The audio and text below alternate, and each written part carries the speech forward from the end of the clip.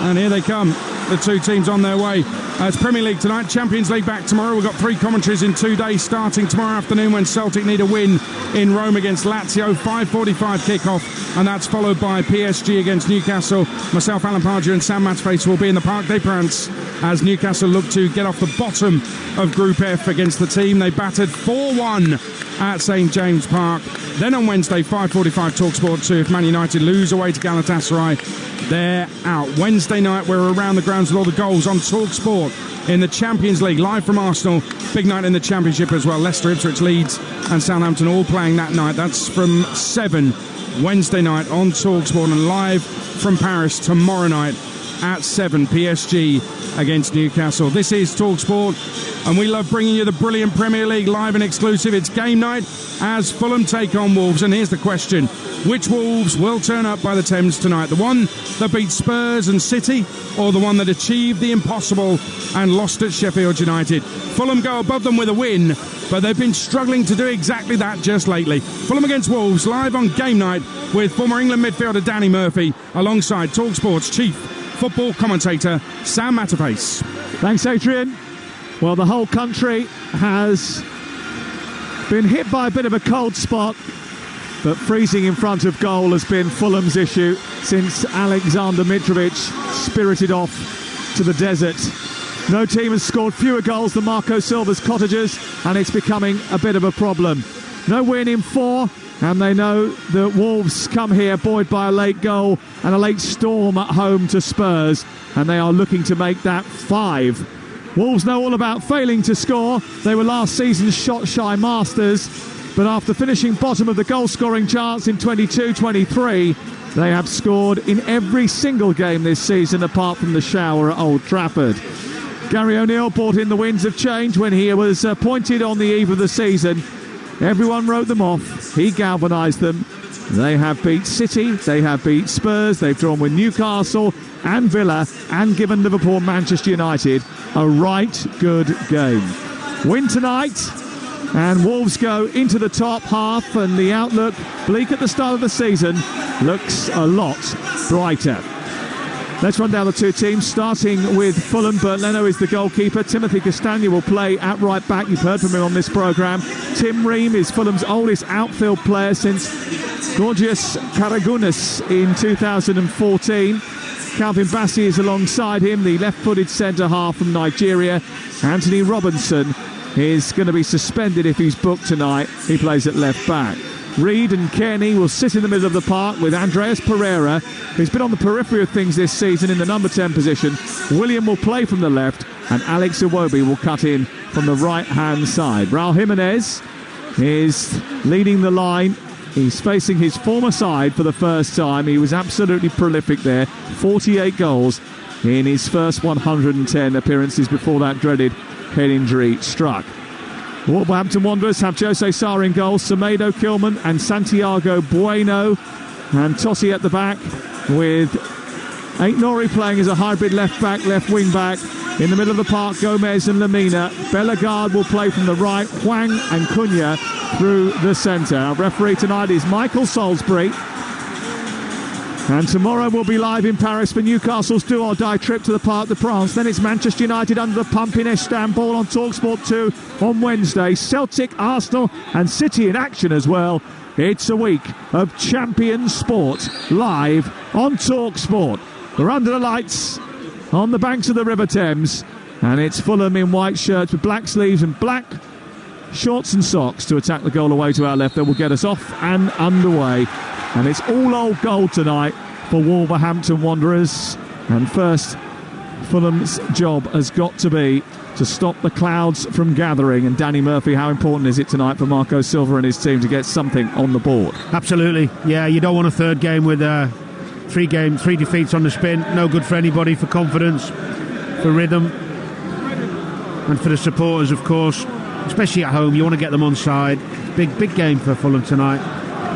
Fulham have the ball just over the halfway line, right side. It's collected by Castagna, worked out to Iwobi. Andreas Pereira quickly onto it. A little flick by Raul Jimenez, and then taken on by Semedo away towards this near side in front of Willian. And it was a good little break, a quick, fast tempo, intensity to the break. and good slick movement from first Iwobi, then Pereira, and then just didn't have the finish from Raul Jimenez. It was a great move down the right-hand side, and when the cross comes in from Pereira, I'm not sure why Jimenez ain't swinging a leg at it and trying to shoot. He's flicked it, little Cruyff flick behind him, or maybe just for someone else to come on the end. I thought he could have just wrapped his foot round that. Strange one, strange choice. Good early chance for Fulham, who are on the attack again, a minute into the game. 0-0 the score. Willian takes it from right to left-hand side, collected by Anthony Robinson, who's crossing to the near post, is headed away. And then it's collected in midfield by Matthias Cunha, who's dropped deep to pick up the ball. And then as he's trying to work it out to Bellegarde, Anthony Robinson has pressurised him and pushed him back. And they've had to go right the way back to the edge of their own penalty area, which is where Cunha is situated at this moment in time. And Fulham have started with a real intensity and a high press, trying to put Wolverhampton Wanderers under the pump in the first few minutes. Yeah, really good start. Nice tempo. Exactly what you want. Exactly what you want. Something I was watching the game with Jermaine Ginnis and Theo Walcott yesterday when I was working, and something Everton didn't do early in the game against Manchester United. You know, you expect it for the home team, especially when you're struggling a little bit. That reaction was a good start from by Fulham. Fulham starting the match without João Palhinha. For Fulham, he's the joint top scorer, most tackler. They concede 1.3 goals per game in his 44 Premier League starts, and they concede 3 per game in the 6 games that he hasn't managed to play in since his debut. It's a big absence. Ball is out over on the far side, and it's collected by Mario Lemina just in front of Raul Jimenez. It's worked out towards the wide position and then back across the face of goal for the debutant, the Premier League debutant in Santiago Bueno from Uruguay, who they picked up from Girona for 8.5 million quid. He did have a spell with Barcelona as well. Ball launched long from midfield out towards the left, looking for to the right for Semedo. It's cut out by Anthony Robinson on the Fulham left. He then clips it into the chest of Raul Jimenez. The Mexican tries to bring it down, but immediately João Gomez is there. It's funneled on down the right touchline for Wolverhampton Wanderers, who now come on the attack. Bellegarde, then back into Gomez, and then across to Santiago Bueno, who is composed in possession, tall and slender, alongside Kilman at the heart of the defence. They work it out to Ait Nouri. There was a little bit of a clattering of Matthias Cunha as he tried to come in and win the ball. And it's a free kick given by Michael Salisbury over on the far side. You see, Sam, that's the classic tackle early in a game where the ref lets it go, but in 10 or 15 minutes' time, he doesn't. That's a blatant yellow card. Well, I mean, he did. It was a yellow card. It wasn't in my day, but it is today's law. Wolves started on the back foot against Spurs, but then sprung into life once Spurs had actually taken the lead in that game, and they did so very early. That was in their last match 16 days ago. Fulham lost at Villa last time out. No shame in that. Everyone loses at Villa. But they will take a positive. It's that Raul Jimenez did get his first Premier League goal in quite some time. He's got to try and build on that, and so have Fulham. Bellegarde, right side, dispossessed by Tim Ream, who's come out into the left full-back position. It's played in field to Tom Kearney. And then Calvin Bassey just stands on the ball, waits, and then leaves it for the diminutive little Harrison Reed, the flame-haired midfield player, who's dropped in between the centre-backs, played it forward into midfield. They've worked it wide to the right-hand side, but Iwobi's lost possession on the halfway line, and then it's swept back by Max Kilman all the way to Jose Sá. 0-0 on Talksport. Reed brings the ball down and then tries to find Reed, and then it's poked through by Bellegarde. It was late by Anthony Robinson on Bellegarde. The referee allowed play on, says it was a coming together. Well, it wasn't. And the ball spilt all the way back towards the goalkeeper Bernd Leno, who eventually cleared it upfield. Now the referee just wants to stop proceedings to go and have a word and check that things are okay, and he's asking Anthony Robinson just to calm his temper. See, this is the thing that's frustrating. I mean, you'll never ever see a more obvious yellow card than what we've just seen, and he's let it go for what? Because it's early in the game and they've been told to keep the cards in the pocket. What? I can't explain it to you. Please try. I don't. It's unbelievable, isn't it? I don't necessarily. We're craving some consistency. Yeah. I don't know what to say. It's a yellow card. We should have had 2 already. We've played 5 minutes. We haven't got any, and it's still 0-0. Here is Willian on halfway, back to Calvin Bassey, who meanders through the centre circle, plays it wide to the right, up towards Iwobi, and he's short again with his pass, and the rather aggressive and hungry Ait-Nouri, who's actually quite effective playing slightly further up the pitch because he goes on the hunt, and he's got the ability to be able to do that because he's got the added protection of Totti behind him, winning it once again. But now they've got it once more, Fulham, trying to come forward. Kilman stops Iwobi from progressing any further. They try to nudge it down the left touchline, but it goes out of play, and it's away for a throw-in over on the far side. It's unusual for teams to change when they defend and attack. You know, it looks like a back four when they defend, and then when they attack, Semedo bombs on and leaves that three, and then you've got Ait-Nouri wide left and Semedo wide right. Yeah. It's something Roberto Di Matteo used to do a lot. He did it at Everton, he did it with Belgium a lot. He actually did it in the World Cup. Roberto Martinez. Sorry, it's been a long weekend. You know who I meant. Well done. Roberto Martinez, Ball clipped down the right-hand side. Di Matteo, of course, was quite famous in West London because he managed Chelsea to the Champions League in 2012. I don't know why he was in my head. Here is Anthony Robinson down the left onto Willian, and then he goes on the underlap and he picks it up, squares it into the centre, and Iwobi is there to tuck it in. 6 yards from goal, coming in off the right flank. It's a brilliant Fulham move. They've started really well in this game. It's a fast sprint into the lead for Fulham. They may not get many, but they have one that has given them the lead at the Cottage. And Alex Iwobi, selected higher up the pitch tonight, has done his job already. It's Fulham 1, Wolves 0. Well, it's that run from Robinson in behind, and when he gets to the byline, can he pick the pass out? Iwobi comes over from the right side, exactly what you want to see from the wide man, getting himself in there to try and score a goal. It's a clever little finish. It's a clever little finish on his left foot from Iwobi. Terrific goal from Fulham. I said earlier, first goal huge tonight. This will give everybody a lift. I think the Fulham supporters have been looking at him and thinking he is the one. He's one of the few of them that have had a spark of creativity in the team in the last couple of weeks, and he's got the ability to see those situations. Robinson's made a really good dart because he's gone on the inside of Willian to get on the end of the 1-2, crosses it across the face of goal, and Iwobi senses that and snaffles up the chance, and it's 1-0 to Fulham, and they come forward again with Willian arcing a ball towards the right side. Iwobi on the volley, sends it through the box. Jimenez is there, but he's a little bit too wide, and the angle was against him. He plays it against Sarr. It goes out for a corner. Well, you have to say, for all Fulham's good play, the ill discipline of Bellegarde to let Robinson get behind him was awful. That's whatever tactics you play, if you don't track runners, you've got no chance. Here is Pereira tapping the corner short to Willian, and then he sends the ball to the edge of the area. Kearney's there, and he's saved by Jose Sarr. A great effort. There's a hand that went up inside the penalty area, but apparently it's a Calvin Bassey hand, according to Michael Salisbury. But that was a very well choreographed move from Fulham, and it almost ended in a second goal. Well, Marco Silva, everything you want from a team. Start of the game. Tenacity, runs off the ball, good passing, and a goal. Perfect start for Fulham.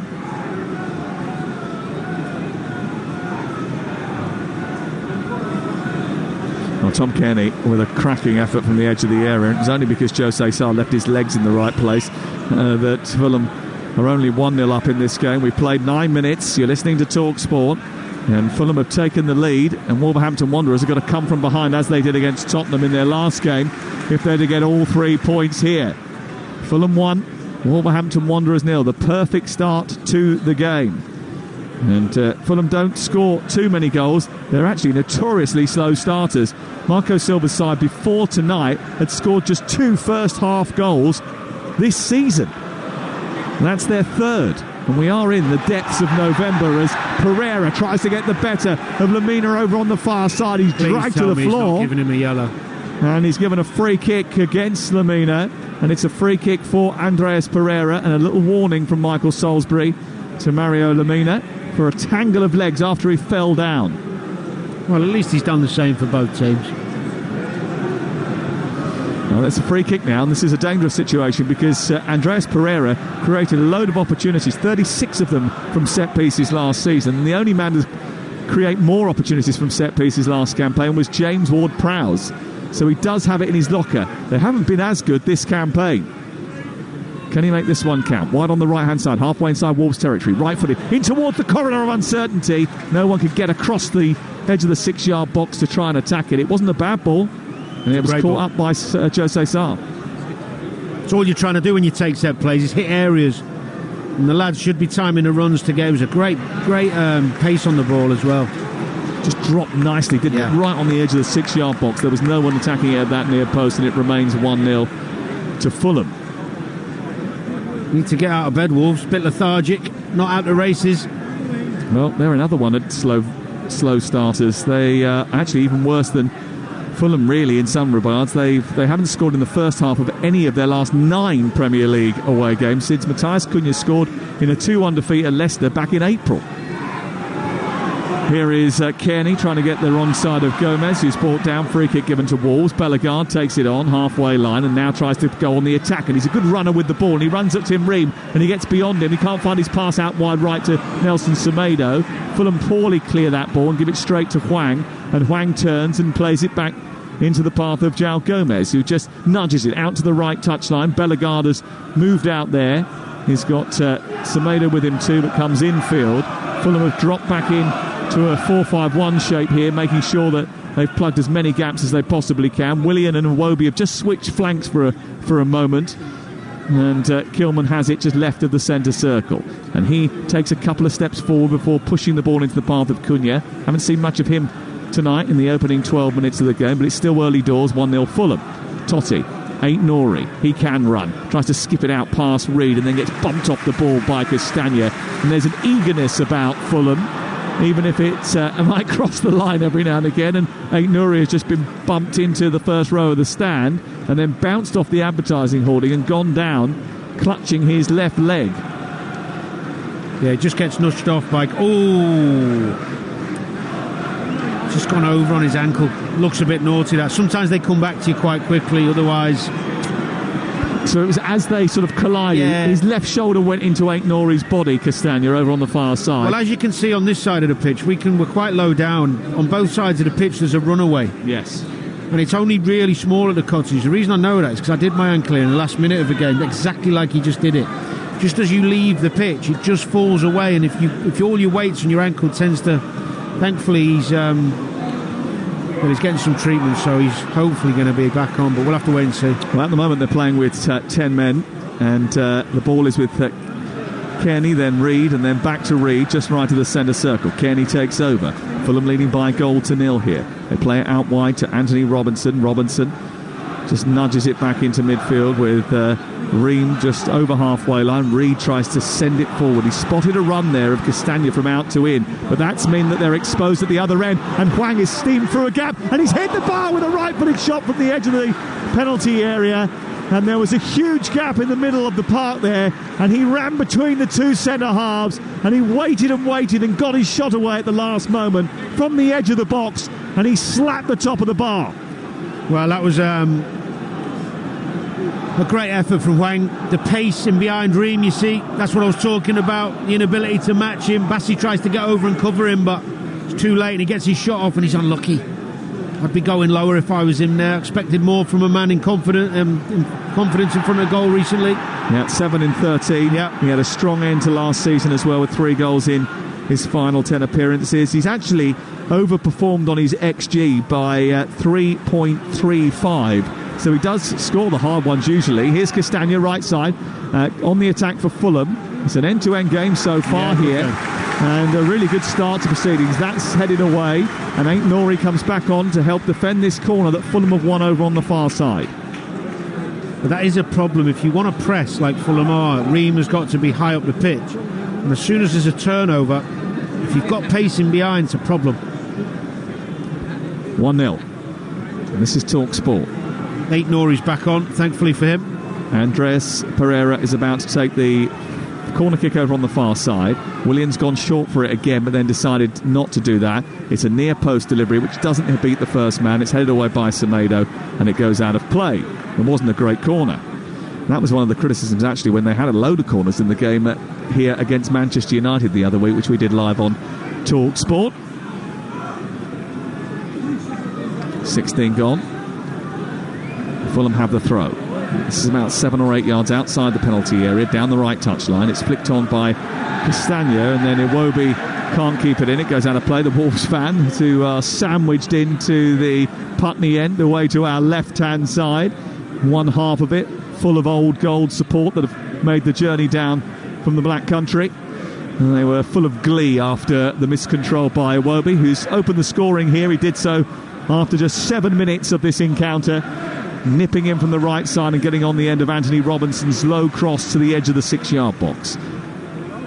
Here is Andreas Pereira running through the centre circle just to the right side of it into Jimenez, who links the play well. It's played by Iwobi into the channel looking for Castagna, who had made an inside run, but it was just a little bit too heavy from the Nigerian. It's out and away for a goal kick.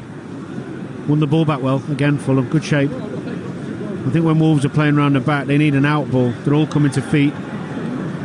It's easy to play against. He needs a runner in behind. He needs to play a couple of long balls just to get them turned around to make some space.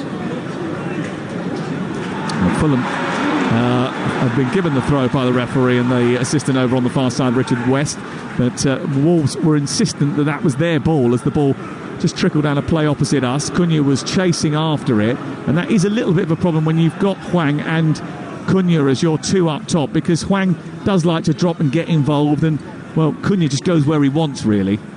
It's up to Hwang. If Hwang's playing up there, he's got to stretch the pitch. And the ball's getting knocked around. They've got other players who can pop in the spaces. Bellegarde and Gomez.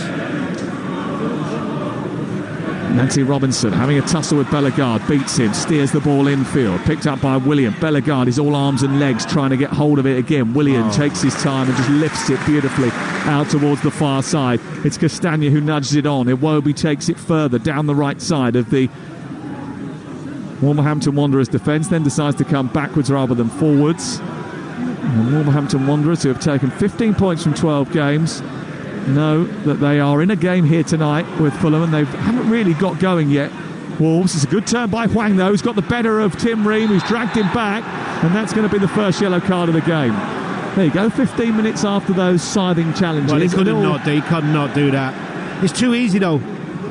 It sounds like I've got, some sort of, I don't know, bee in my bonnet about Ream, but he struggles. He struggles against physically quick players who are prepared to run at him and run in behind him. It's a problem. That's real problem. That's not a surprise, is it? I mean, he's 35 years of age.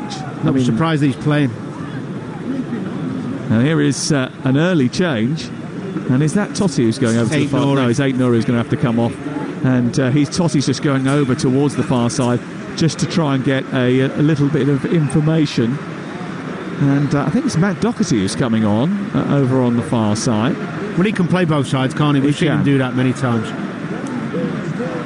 So he's going to switch in for Aït-Nouri. It's a surprise, that, because when you go over on your ankle, normally it comes back to you so you can carry on or you're done.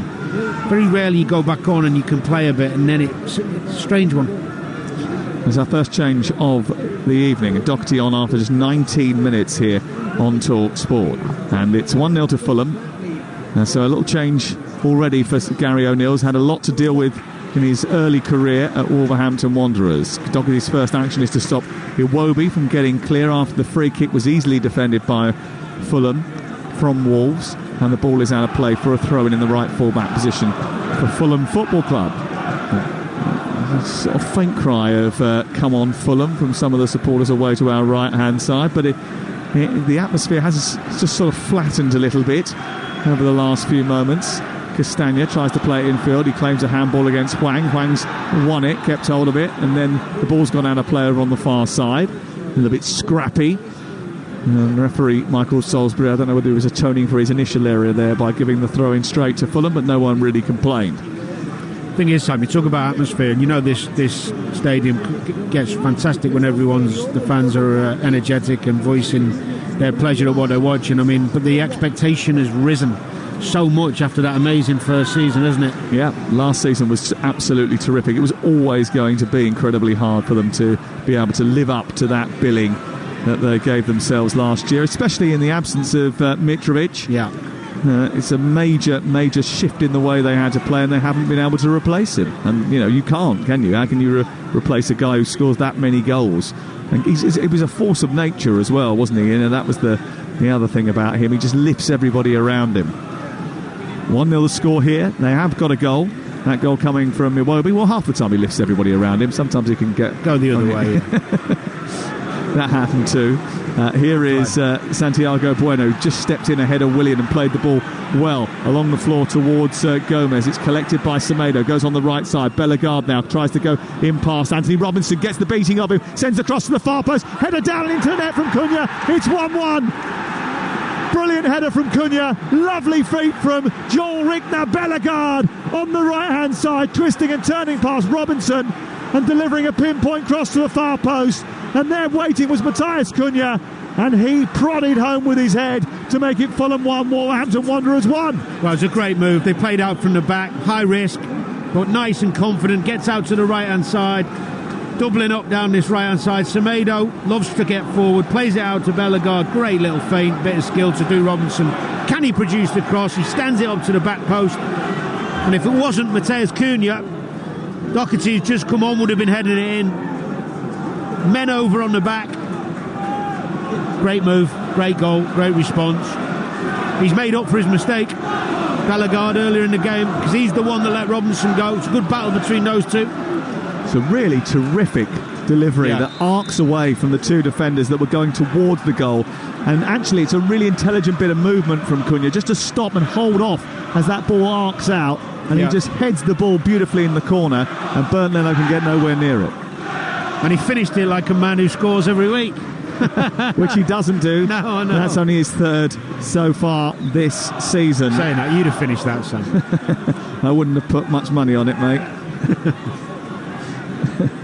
Well, got to be in the right place at the right time. It's exactly where he was. Currently Fulham 1, Wolves 1. And for the latest odds, you can head to Ladbrokes, where you'll be able to get an update on all of the live odds as they happen. Ball is on the edge of the 6-yard box, away to our left-hand side. Jose Sarr tries to take it towards the edge of that 6-yard box under the shadow of a huge bank of Wolves fans who are now in even finer voice than they were before. 1-1, Fulham Wolves on Talksport with Now. Don't forget that with Now you can stream all the Sky Sports action like Fulham Wolves live right now for $11.99. No contract, search Now Sports. What did we say, Sam? Two teams that struggle in front of goal. Yeah. At this rate, we're on for a 4-4. Well, they also struggle to keep clean sheets as well. I mean, the biggest encouragement for Fulham and Wolves is that neither of them can keep goals out. Wolverhampton Wanderers, their solitary clean sheets in the last 22 Premier League away fixtures came in a 1-0 win at Everton in August, and they probably could have conceded 2 or 3 goals that day. Yeah, they could have, yeah. And Fulham don't keep them either.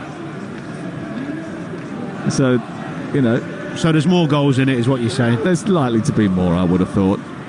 Here is Mario Lemina, who scored a really good goal at the end of the Tottenham game. He prods it out towards the far side. And it goes out for a throw-in to Fulham in front of the dugouts opposite us in that Riverside stand. And the rain was sweeping over the banks of the Thames earlier, swirling through this ground, past that new incomplete Riverside stand that looks a little bit like an extension that is nearly there. Looks magnificent. You know it's going to look mint when you've got all your furniture in, but you can't quite do that at the moment because they haven't sorted out all the sockets and put the carpets down. Well, you do a bit of DIY. Are you free tomorrow? I've never done DIY. I'm literally the worst person to do DIY. If you want a crooked picture hung, come to me. I've got no clue. Some people apparently do that stuff for fun. I know, it's bizarre, isn't it? Oh, it's just not for me. I love a flat pack. Pardon? What? Oh, that's a mistake by Reed. He's given it away to Hank. Hank, edge of the area. It's played out to Doherty. His ball back to the edge of the 6-yard box was really poor. And as a result of that, it's cleared away by Fulham, but they almost got themselves into a bit of a pickle on the edge of their own penalty area there. Well, they did by playing out, but they've got to try and play out. They can't just whack it long. They don't have Mitrovic, but you've got to play through when you can. But it was a poor touch. Wolves jumped on it, and if Doherty had a left foot,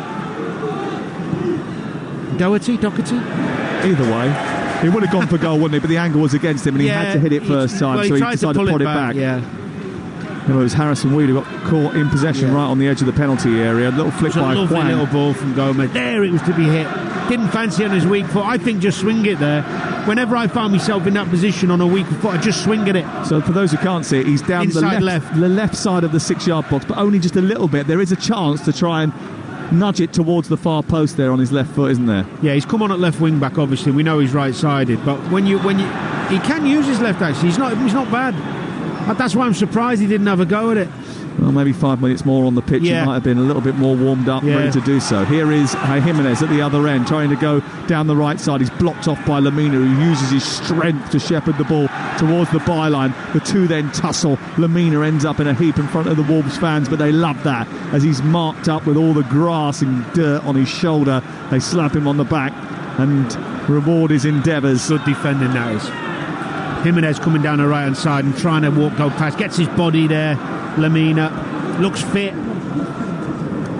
Looks really good this season. Best I've seen him. Yeah, he started 11 of the 12 games this season. Adds a bit of physicality and dynamism to that midfield, doesn't he? And he's certainly helped Wolverhampton Wanderers already this campaign. 1-1 the score on a Monday night, live on Talksport. Tomorrow we're bringing you live coverage from Paris as Newcastle United have a huge game, massive game for them tomorrow against Paris Saint-Germain. And Ali McCoist is live actually from Paris tomorrow morning, back with Andy Townsend. And Aid and I will join him in Paris with Alan Pardew later on in the day. We're live on air from 7 tomorrow night. Ball swung in from the right side towards Jimenez from Andreas Pereira. Well won by Bellegarde, who nudged it out of play on the far side.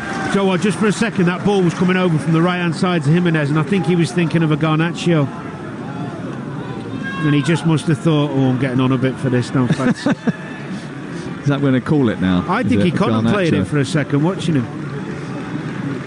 Ream down the left, Willian infield, Reed. It was once called the Rooney, now it's going to be the Garnacho. Fair enough.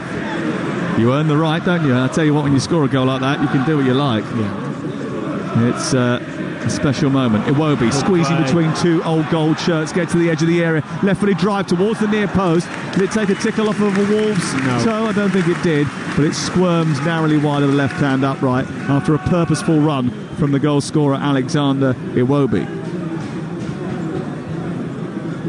It's been a good game.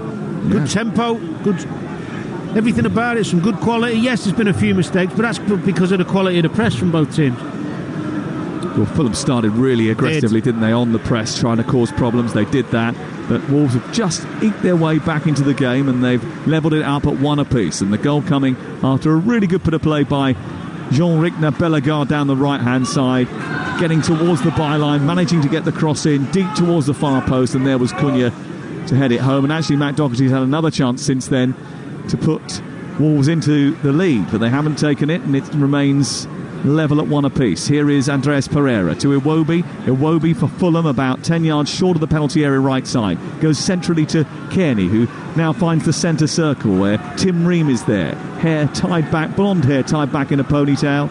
He sends it wide towards the right via Harrison, Castagna, and then on to Pereira, into Iwobi with his back to goal. He receives it, and Fulham just keeping possession in the midpoint of the Wolverhampton Wanderers half and looking to try and find a gap. They've flexed back into a good shape here, Wolves, though. They've almost got 6 defenders at this moment in time. This time Bellegarde is trying to look after Anthony Robinson, and that means that when Willian lifts the ball into the box, there's no runners from midfield, there's nowhere to go, and Jose Sarr can sweep up. Yeah, you're right, they were set well, Wolves. They were in a good shape there. It's where Fulham have just got to be patient, keep moving the ball side to side, wait for that moment for the space to present itself.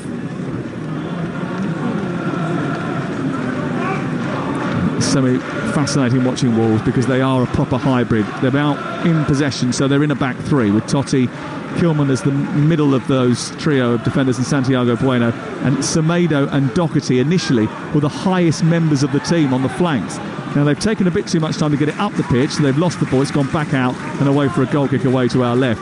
But it is really evident, isn't it, that when they have possession of the ball, Semedo and Doherty are like wingers. Yeah, absolutely. The team split into two really when they're possession. They've got 5 trying to play their way out and 5 higher up the pitch. Hwang again coming very deep there to try and win the ball in the middle of the Wolves half. He doesn't need to be that deep. That's not by design. They're playing out here. Totti towards the left, Doherty, and then on the edge of his own penalty area, Lamina now. Now they stroke it into midfield and João Gomez. Right. The press is on from Fulham. They sweep it out to the left-hand side but don't get it right, and Anthony Robinson intercepts and takes it down the left-hand side. Gets there ahead of Bellegarde, then takes it to the touch line and then tries to turn back infield. Semedo robs it, and it's he who runs away into the middle of the park and then slid beautifully by Lamina into Cunha, who's being chased by Iwobi, and Iwobi does excellent to stick with him and just nudge the ball away into the right full-back position where Castagna can clear from, up it and towards the halfway line. Gary O'Neill thinks the ball has gone out, so the Wolves fans, the referee and the assistant on the far side say no, continue. Do you know what? There's 2 great bits of defensive play there. Bellegarde following Robinson all the way into the corner, doing his work, winning the ball back, and then Iwobi tracking Cunha. Iwobi probably one of the few Fulham players on the pitch who's got the physicality to stay with Cunha when he starts going through the gears. Great to see discipline from players in the roles they've been given. Ball sent long and high by Calvin Bassey of Fulham, out to the wide left, and Willian, brilliant control, absolutely superb control by the gloved Willian. He's wearing a pair of Adidas gloves tonight to go with his Adidas kit. He runs centrally, then tries to play the ball down the left channel. There's a challenge there by João Gomez that the referee didn't like, and it's a second yellow card of the game, and he's going to be missing for their next match against Arsenal away from home, because he's up to 5 yellow cards now in the Premier League. Oh yeah, it's the right decision. It's a lazy challenge, that.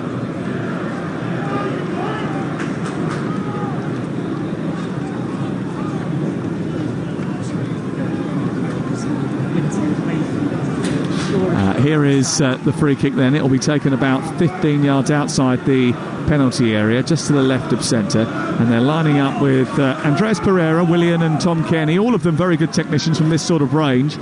And there's Calvin Bassey, Iwobi, Raul Jimenez and Tim Ream to aim at inside the box, or just on the edge of the box. It's going to be Andreas Pereira who's given the responsibility, and he sends it square to Harrison Reed. He then floats it down the right-hand side. There's a little whiff of disappointment about that delivery and the choice. Ream heads it back to Calvin Bassey. He's now wide in the right wing position, not exactly where you want him. Tries a Cruyff turn, loses the ball. It's picked up by Semedo. He plays it against Alex Iwobi. It goes out for a throw-in. Do you know what that set play was? Wanderers. That set play was something that had been done by the coaches, not the players. Ridiculous decision.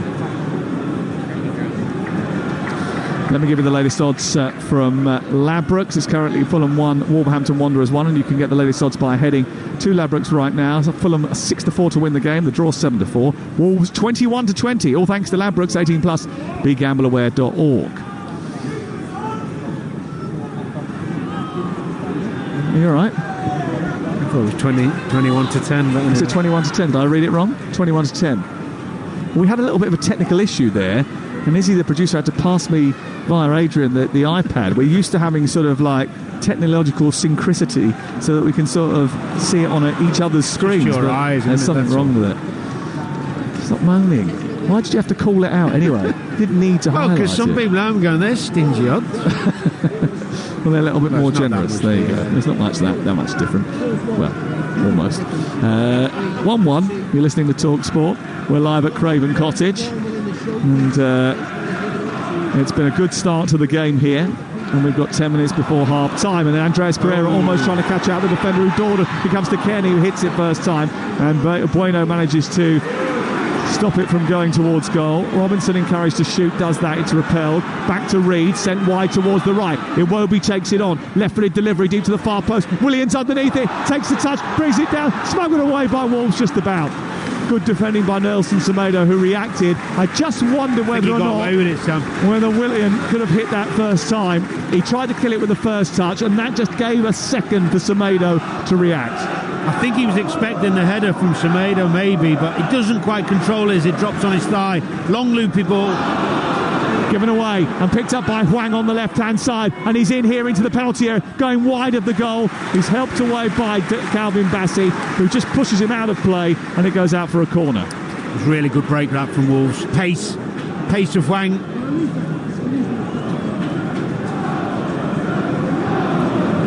It's Timothy Castagna who's given the ball away so cheaply as he tried to play it back to Bassey, and Hwang was on it in a flash, and he did superbly to run it down the channel and earn a corner kick in the last 9 minutes of the first half.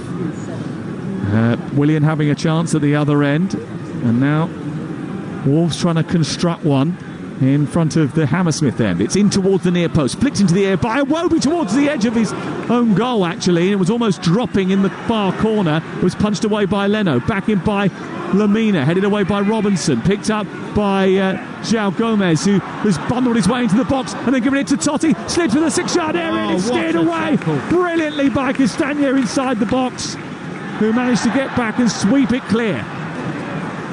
Great defending from Castagna. Wolves in down that left-hand side. I think it was Totti.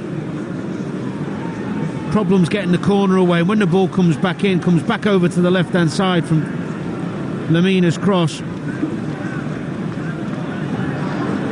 And Totti gets in on the left. He smashes it across the middle.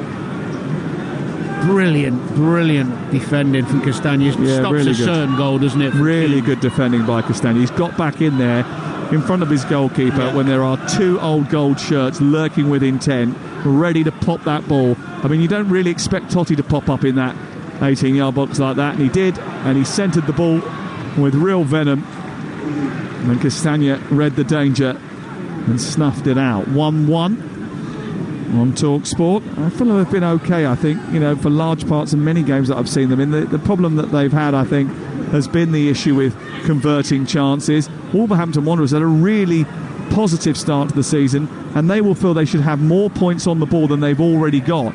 They've made a slow start to this game, but actually, since they got the equaliser, they've had a couple of good chances to go further ahead. They look dangerous, don't they? They've made a few more passes. They've grown in confidence since they got the equaliser, obviously, and they're starting to get more men forward. And actually, Fulham have been the creators of their own problems at times also, which is unforgivable, really. Got to take more care with the ball when you're playing out from the back. But Wolves have had the better chances since the goal. It's a good match, and here is Nelson Semedo slaloming up towards the halfway line from right back onto Bellegarde, and then all the way back to Santiago Bueno, making his first start. He swings it out to the far side, but doesn't quite have the range on the pass. It's cut out by Castagna and then sent back towards the edge of the penalty area by Harrison Reed, and Bassey can take his time to bring it out. I mean, who's going to be the happier of the two managers, do you think? I think Gary O'Neill, after going a goal down and being under the cosh, they've recovered their composure. They've grown back into the game and look more likely to score at the moment, although there's not much in it. I think Silva will be a little bit disappointed. There's still a lot to play for in this game. It can go either way. 1-1. Yeah, I mean, disappointed in the fact that they've given the ball away at times quite sloppily in their own half and give Wolves impetus by the mistakes they've made. Both teams are doing the same thing in a sense, though, aren't they? When they're trying to play out from the back, the other one is pressing really aggressively to try and win it up, and that always is going to force errors. Here is Iwobi over on the far side. Pereira trying to tuck down the right channel. It goes infield instead to Tom Kearney. Kearney then swings it left, and now it's Anthony Robinson. He stood on the ball momentarily, but still manages to work it out to Willian. Willian right-footed from the angle of the box, sends it to the far corner, headed away by Doherty, who was well aware of Castagna coming on his back shoulder, and it's flicked out for another corner to Fulham. Another set piece, another opportunity, and another chance for Andreas Pereira to try and create something from a dead ball situation. Can he do it on this occasion? They do look the bigger side, Wolves, to be fair. They should be comfortable on set plays. There's only really Bassey who's a real threat in there for Fulham. Corner taken by Pereira towards the back edge of the 6-yard box, and Kilman rises brilliantly and heads the ball strongly away from goal. Goes back down the right side. There's a little mishap. The ball goes out of play, and it's going to be a throw-in over on the left-hand side for Getting Wolverhampton carried away Wanderers. there, Mateus Cunha already winning a throw-in and celebrating with his supporters. They love him, though, don't they? Yeah, they do. They like him because I think he is one of those players that shows a lot of endeavour. Yeah, he's does. lacked a little bit in front of goal, but he scored tonight, got on the score sheet, and that will give him bountiful amounts of confidence. And It's his third goal. he's got great skill and physicality. Some of his technical ability has been brilliant. It's always has been. He was really good at Hertha Berlin back in the day. But that end product is the bit that he has to work on. We'll be pretty happy with tonight's work, though. Here come Fulham once again. Right side, Iwobi looking for Pereira. Away by Bueno. That's a free kick after a collision with Pereira. 61% possession for Fulham so far. 6 shots to Wolves 2. 2 shots to 1 on target. And 3 corners for Fulham, 1 for Wolverhampton Wanderers. So stats edging in favour of Fulham. But there's been some half chances for Wolverhampton Wanderers that don't always show up in the stats. Yes, those dangerous areas like the Castagna clearance off the line when Cunha's going to tap it in, those type of things. But I think Fulham have done all right. It's a good reaction from recent results. They've come out, they've got on the front foot, and they've got up in the game. They've got the fans going a little bit, and they've been in the game. This time, that's better. Like pressing higher up the pitch and really having a go. More energy in the team, in the side today. Ball swung from left to right by João Gomez, collected by Semedo, who runs at Willian, comes infield. Hwang wanted it, now he started to dart forward. It's into Lamina, right side is Bellegarde. Bellegarde just trundles down the touchline, checks. They've got 3 to beat now on the right side as Fulham get back into shape. Semedo, Lamina, he comes forward. There must be space somewhere, he thinks, so let's switch it out to the other side. Went to try and bring Doherty into play, but then decided against that and come back down the right. They've teased the ball for Semedo to chase. He's not going to get there, and Anthony Robinson is, and then he just almost showed a little bit too much of it to Semedo, brought it out to the near touchline, and then sent it forward. And I'll tell you what, if he'd got that pass right into the left channel for Raul Jimenez, he wouldn't have been able to get on the end of it. He would have tried. He would have tried, but he wouldn't have got there. See, that's the thing sometimes, when you're playing out from the back, you've got to have an idea who you've got up top. You've got to be intricate playing out in this Fulham side because you haven't got runners high up. Here is Cunha, who is a runner, and he's getting down that left-hand side trying to take on Bassey. He's bundled past him once. The second time he can't quite manage it. The ball is smuggled out of play. Takes a series of deflections, including one of a poor photographer who's just been bundled into an advertising hoarding, and it's a goal kick away to our right-hand side. 1-1, 2 minutes to go before the break, live on Talksport. Remember, Jeff Stelling does his first breakfast show next Monday morning. In fact, this time next week we'll be able to reflect on his first breakfast show. Love a bit of Jeff. Love a bit of Jeff. He joins the new Superstar Breakfast at 6 o'clock Monday morning alongside Ali McCoist. We're excited about it, can't wait for it, and to have him in the family.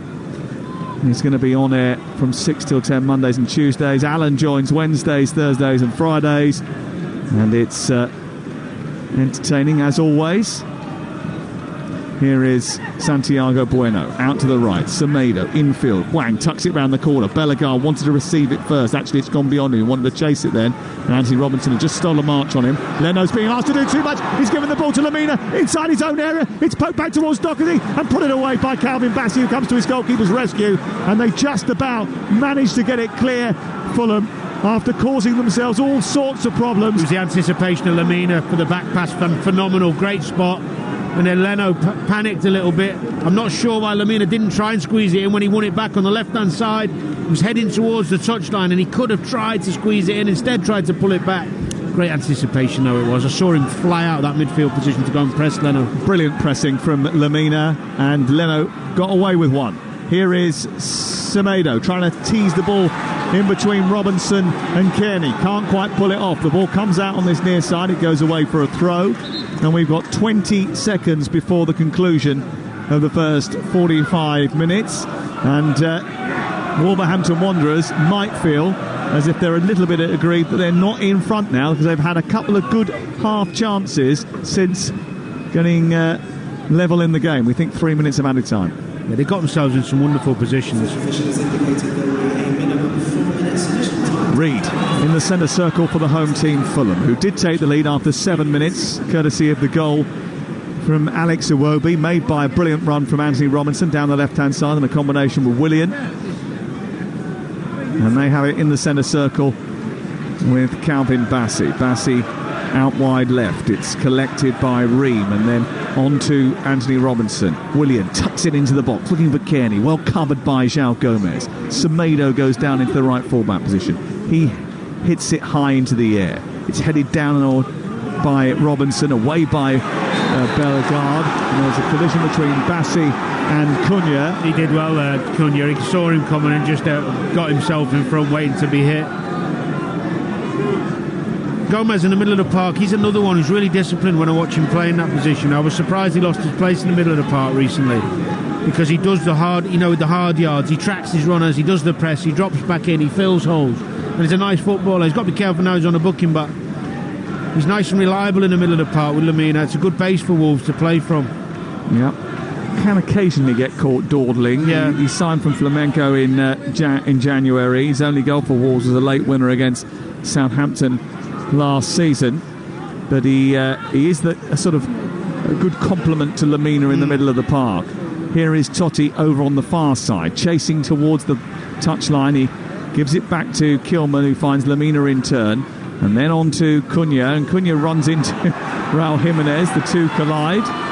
One old hero of the Wolverhampton Wanderers followers and one new one. And we continue into our second and nearly our third minute of stoppage time at the end of the first half. Here is João Gomez tucking it back again into the feet of Kilman. Santiago Bueno sweeps it out to Semedo. He's 2 or 3 yards in from the right touchline.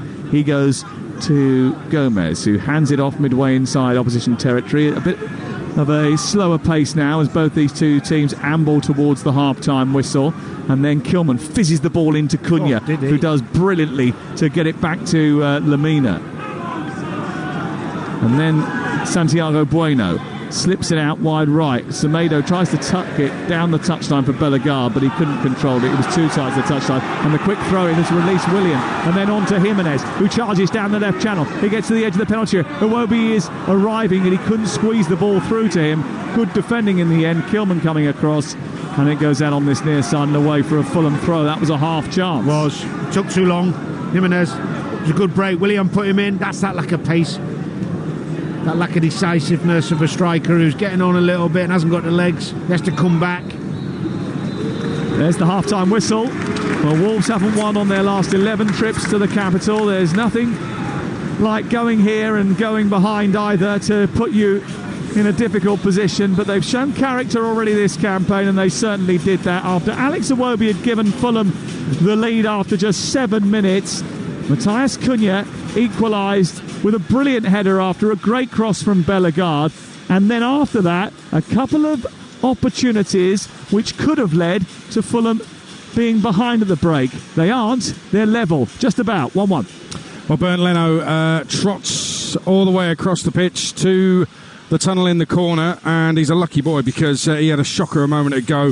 Wolves could not capitalise on it. Mario Lamina pressing and closing him down and making sure he made a mistake, but it is 1-1. But what a great game. It's a terrific game. Danny Murphy, I've really enjoyed that first half. There's been a lot of crisp, fast passing of the ball, a lot of good movement as well, a lot of attacking play, decent number of chances in the game. There's two basically mid-table or slightly bottom half of the Premier League table sides, but they're playing some really good stuff out there. Do you know what I enjoyed about it the most is the passion and intensity. It gave me exactly what I love about the Premier League. I came here wanting a good game and maybe thinking, will we get one? Might it be a little bit safe? And what we got was a Fulham team that's been wounded and a bit disappointed in itself, really trying to make amends this evening from a couple of bad results and bad performances, and a Wolves side who weren't quite ready for it but reacted really quickly and thought, you know what, come on, we're a good side, let's not lay down and be taken over. Let's get back in this game. So they started being a bit more zippy in their play. They started getting on the front foot and pressing them back, and it became a really good contest. A bit like a boxing match. You have 5 minutes, we'll have 5 minutes. And the first half has been full of endeavour, intensity, some bits of quality, few mistakes, couple of goals, exactly what we want. And the goals came from brilliant wing play, and we always love to see good wing play. 1-2s, left, right and centre. Anthony Robinson getting the better of Bellegarde to create the goal for Iwobi. Then at the other end, Bellegarde getting the better of Anthony Robinson. Brilliant cross and Cunha's head home. I thought, you made it sound easy. It looked a bit more difficult to the layman, but I thought it was just, for both goals, I thought it was terrific football out wide from both sides. I think there's been some really good wide play in the game. It's always a pleasure watching Willian in itself, but from all over, from both sides. And I think the other obvious thing that I really like to see is when crosses are going in the box, is men making runs. You've got midfielders trying to get in the box, and you've got the opposite wide men getting in the box. It sounds very basic and predictable that should happen, but it doesn't. How many times we're watching a game and as someone beats someone and puts a good cross and there's not enough numbers in the box?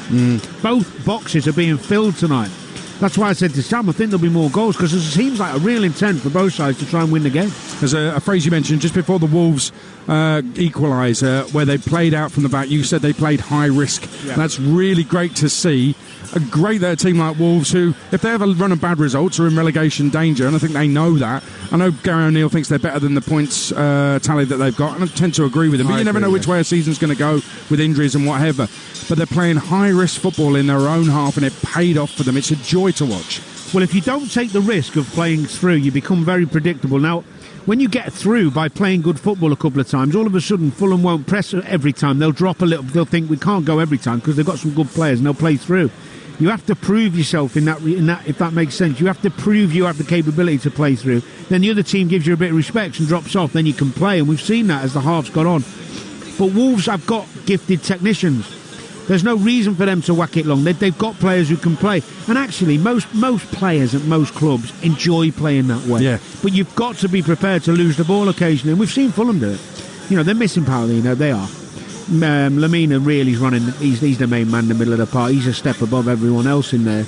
And that's where a lot of Wolves' joy has come from him dictating play. But, excuse me, it's going to be fascinating second half to see if both managers are happy to let it be an end-to-end game, or is one of them in there going to go, don't like this, it's too end-to-end, it's too toss a coin, because either team can win it at the moment. There's not much structure and composure in the game, and I think one of the managers, probably more likely Silva, will try and just get a bit more of a grip on the game to stop Wolves getting in behind so often, to make sure they don't lose it rather than anything else. That'll be sad to see, but we'll wait and see the second half coming up live on Game Night on Talksport. It is Wolves, who are one apiece here at Fulham. Talksport Breakfast with Ali McCoist, Andy Townsend from 6 a.m. tomorrow. Ali live from Paris. Andy Townsend, who's here tonight at Craven Cottage watching the game. And among their guests will be the former Newcastle favourite, Nobby Solano. And don't forget, legendary broadcaster Jeff Stelling, the new breakfast show host. He'll present every Monday and Tuesday mornings from 6 through till 10 alongside Super Ali McCoist. And he starts a week today. So next Monday, 6 a.m., the legend that is Jeff Stelling will be on TalkSport Breakfast. We're going to head live to Paris next. Monday Game Night on TalkSport with Ladbrokes. We play together. Terms and conditions apply. 18 plus. BeGambleAware.org. With the transfer window closed, it's now properly game on. Get the ultimate football coverage with the Sun's free pull-out goals. With the best writers pitchside for in-depth match reports, it's all about goals. And with unrivaled news from the Premier League to League Two, it has to be goals! Stay up to date on all the latest football action. Get your free copy of Goals every Saturday, Sunday and Monday only in the Sun. Rodri to De Bruyne, flicked on to Walker. Goal! No one saw that coming. Or as we say in Japan, no warutaka wa tsume o kakusu. The smart hawk hides its talents. For a taste beyond expected, Asahi Super Dry, official beer partners of Manchester City. Enjoy responsibly. Visit drinkaware.co.uk. We all fantasize about our perfect home. Watching the big game cozied up in the snug. Another 7-0 win! Balmy summer nights with the kids playing on the lawn. We're playing real-life football! But come on, this isn't real. Listen, if you're serious about making your fantasy a reality, find out what your home is worth instantly with a free online valuation estimate. Get real about moving. Get on the market. Most common time to obtain an online quote between 1st of June 2022 and 30th of September 2022 is under 3 minutes. Excludes Northern Ireland. Paddington is back in McDonald's Happy Meal. Join him in discovering all the fun of the festive season, like ice skating, pulling crackers, singing songs, and even playing games. But the best thing is, everyone can enjoy the magic with Paddington and Happy Meal. Have a very berry Christmas with Paddington. Some fun, some food, it's all inside this Happy Meal. Until 3rd of January from 11 a.m. Includes one pre-selected book or toy while stocks last. See mcdonalds.co.uk/Happy Meal for details. Screwfix Black Friday deals end soon. Save £50 on the Milwaukee 18-volt ankle grinder bear unit, now only $79.99. And get the Forge Steel 22-piece toolkit for only $29.99, saving £20. For more Black Friday deals, shop on the app, online and in-store. It's not too late. Deals end Monday. Delivery charges apply. Ends 27th of November. Go bananas at the grocery store with free delivery on Sainsbury's, Asda, Iceland, One Stop and Co-op. We're bringing more to your door. Did somebody say just hit? Participating stores only. Minimum spend and service charge applies. Subject to store opening times. T's and C's apply. In sport, what's just as important as the goals, the glory, the roar of the crowd? Yes, it's the half-time break. Time for a breather. A reset to keep everything on track. In sports betting, Betfair's safer gambling tools help you do that too. Like timeouts, so you take that all-important half-time break. Or deposit limits, to help you keep count. Manage your play at safergambling.betfair.com. Simple ways to stay on top of your game with Betfair. 18 plus begambleaware.org. Monday game night on Talksport with Now. Stream all the Sky Sports action like Fulham versus Wolves live tonight for $11.99, no contract. Search Now Sports. 18 plus. Stream via internet. Terms apply. On 1089 and 1053 medium wave. Online, on your mobile and on your smart speaker. Talksport. Sprinklers on here at Craven Cottage during this half-time break. I do get that some people are frustrated by international breaks mid-season, but I bet you'll love it when tournaments come around. So both Scotland and England have qualified for the Euros. Wales might still make it via the playoffs, and the draw takes place Saturday live in Hamburg. Our England correspondent Faye Carruthers will be there for Talksport. Could Scotland and England be drawn together at the Euros again? 1-1 here. Let's get the half-time odds with Ladbrokes. Odds update on Talksport with Ladbrokes. We play together. Terms and conditions apply. 18 plus. begambleaware.org. So one apiece. Fulham to win it 33-20. The draw's 13-10. Wolves are 13-5. That's the latest odds with Ladbrokes. Play at ladbrokes.com. 18 plus. begambleaware.org. Odds update on Talksport with Ladbrokes. We play together. Terms and conditions apply. 18 plus. begambleaware.org. Well, this time tomorrow night it'll be half-time in Paris. Talksport will be there at the Parc des Princes tomorrow as Newcastle take on PSG. And before we speak to the former Newcastle manager Alan Pardew, who's on the Talksport team tomorrow night, let's hear from goalkeeper Nick Pope and first manager Eddie Howe. There's a real motivation in the squad to make memories and create an incredible season for ourselves this year. And we can still do that in this competition, and it's driving us forward every day. And that makes tomorrow a huge moment in our season. So today we prepare, we try and build our game plan, we try and get ready to execute what we need to do to try and be competitive in the game, and then it's over to the players. I believe we're a top team, and top team behaviours and top team attitudes, that's what it is. You know, whoever the opponent may be, however good they are, you know, we have to have the belief and the attitude that we want to win the game. I can never put myself in Gareth's shoes. I've never walked in those shoes as an international manager, so I can't, and I never will, critique his decisions. He knows all about Nick. He knows his qualities. I'm sure he's right in his mind. And just bringing it back to England, when you look at the current trio in that squad, what more can you do? And at any stage this season, has it played on your mind at all? You can always do more. You know, there's more clean sheets to be had, more saves, better performances. Like I said previously, I want to look inwardly at that, not at, you know, Gareth's decision to leave me out. I've got to make it that he can't leave me out. There you go, that's Nick Pope. The question from TalkSport's Deck McCarthy. Let's go live to Paris now. The former Newcastle manager, part of TalkSport's team tomorrow night, Alan Pardew. How are you doing? Bonsoir, Alan. Good evening, how are you? Listen, I was listening to you last night on the Final Word with Majestic and talking about how huge a game this is. It all looked so brilliant after the 4-1 against PSG and then back-to-back defeats against Dortmund. Eddie Howe is talking about this game as a big defining moment for the football club. How do you see it going? Well, obviously it's a very difficult game. You know, PSG at home in particular are formidable. They did so well in the first game. You know, if they could mirror some kind of performance like that, they'll have a chance. I mean, of course they're decimated by injuries, but the starting 11 actually looks quite strong. And of course, Eddie, be fingers crossed that team can sort of carry 85 minutes more or less intact.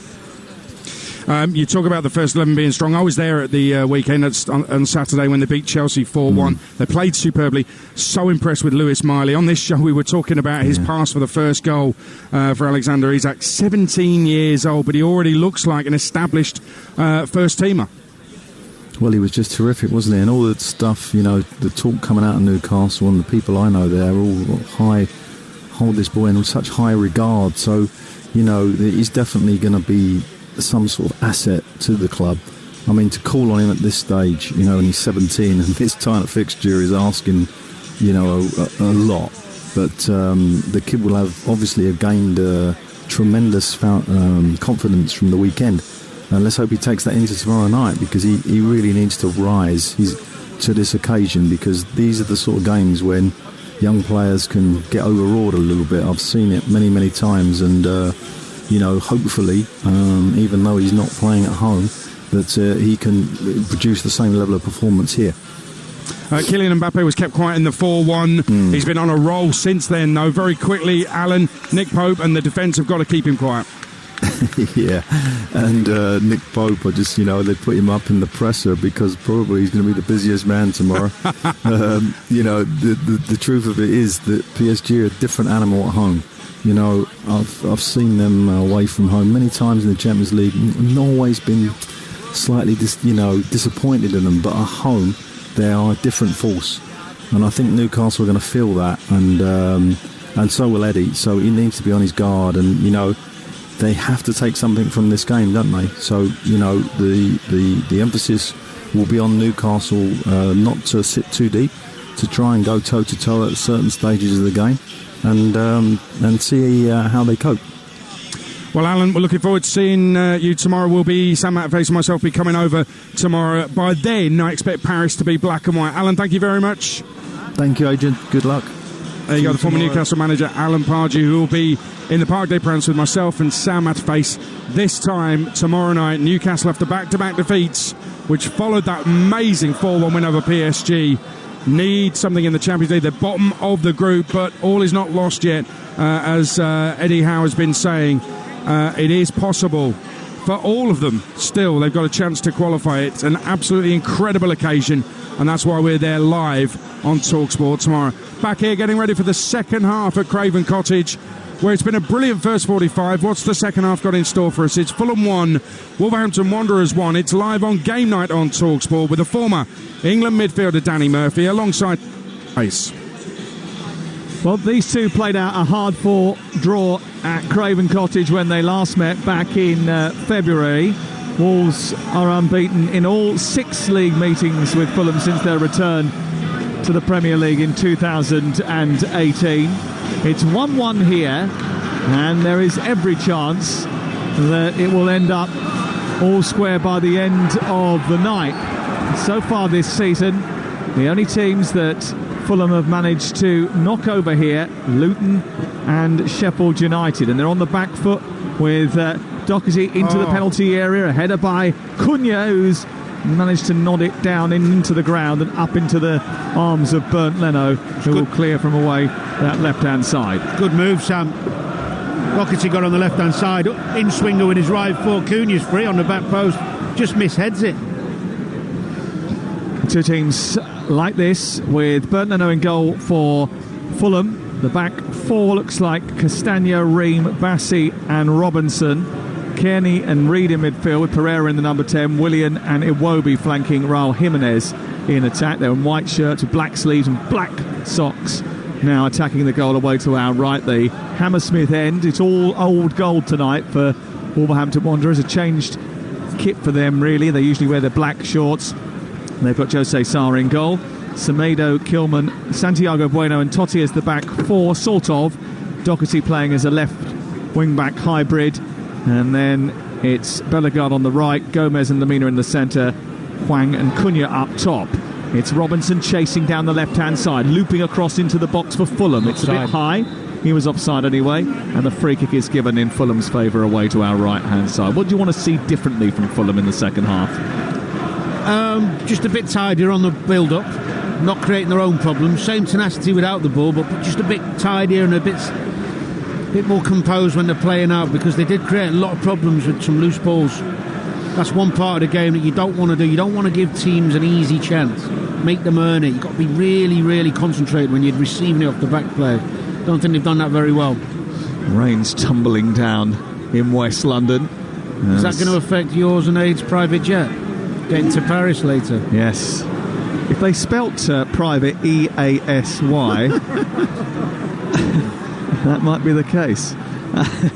No, we're going tomorrow. Bit of a tight turnaround, but we'll get there. Don't worry, don't panic. I wasn't panicked. I just wondered if this adverse weather was going to affect your flight. Adverse weather? It's just a little sprinkling of rain. You come from the north. Ball is out of play, far side. Goals usually at a premium when these two men. Neither side have scored more than one goal in any of the last 6 encounters. We've had one each so far. The ball is right side with Cunha for Wolverhampton Wanderers, juggling with it out of the sky, then sending it to Lemina, who moves up to the edge of the area. Left footed shot, it's a dribbler, and it just sort of bobbles into the arm of Bernd Leno, who just drops to his left in front of his goal and makes an easy save. A bit tepid, wasn't it, that effort? He did the hard work. It was a great little move. Started running with the ball across the 18-yard box, decided to have a swing and just got nothing on it. Well, nobody likes a dribbler. No one likes that. Here's Calvin Bassey. Do you know what I did today? I spilt please don't. I spilt a bit of pizza sauce down my trousers. Oh, right. Yeah. Did you manage to get it off? Nightmare. No, it's still there. I ate that as well. Calvin Bassey over halfway. Into Kearney. Kearney's in again, looking for Robinson, who's in the left wing position, sends a cross in towards the near post. It bounced off Santiago Bueno and scoots out to the near side, and it goes out for a corner kick to Fulham, attacking the goal away to our right. And once again, that speed, that desire to get up high on that left-hand side from Robinson, just causing a bit of a problem. It is causing a huge problem. Bellegarde, I'd be taking him off. I don't care what he does with the ball. The first 2 runs Robinson's made in the second half, he's left him. It could be down. Kearney with the cross into the box. It's headed away and it's collected by Reed. And then back in it goes over the top for Pereira to chase. He tries to help it on. Totti manages to volley it. It comes down for Kearney once again. And then Reed looks to try and take it forward. That corner, another little bit of a waste really for Fulham. They changed the angle of the attack this time to bring it to Kearney right side of the area.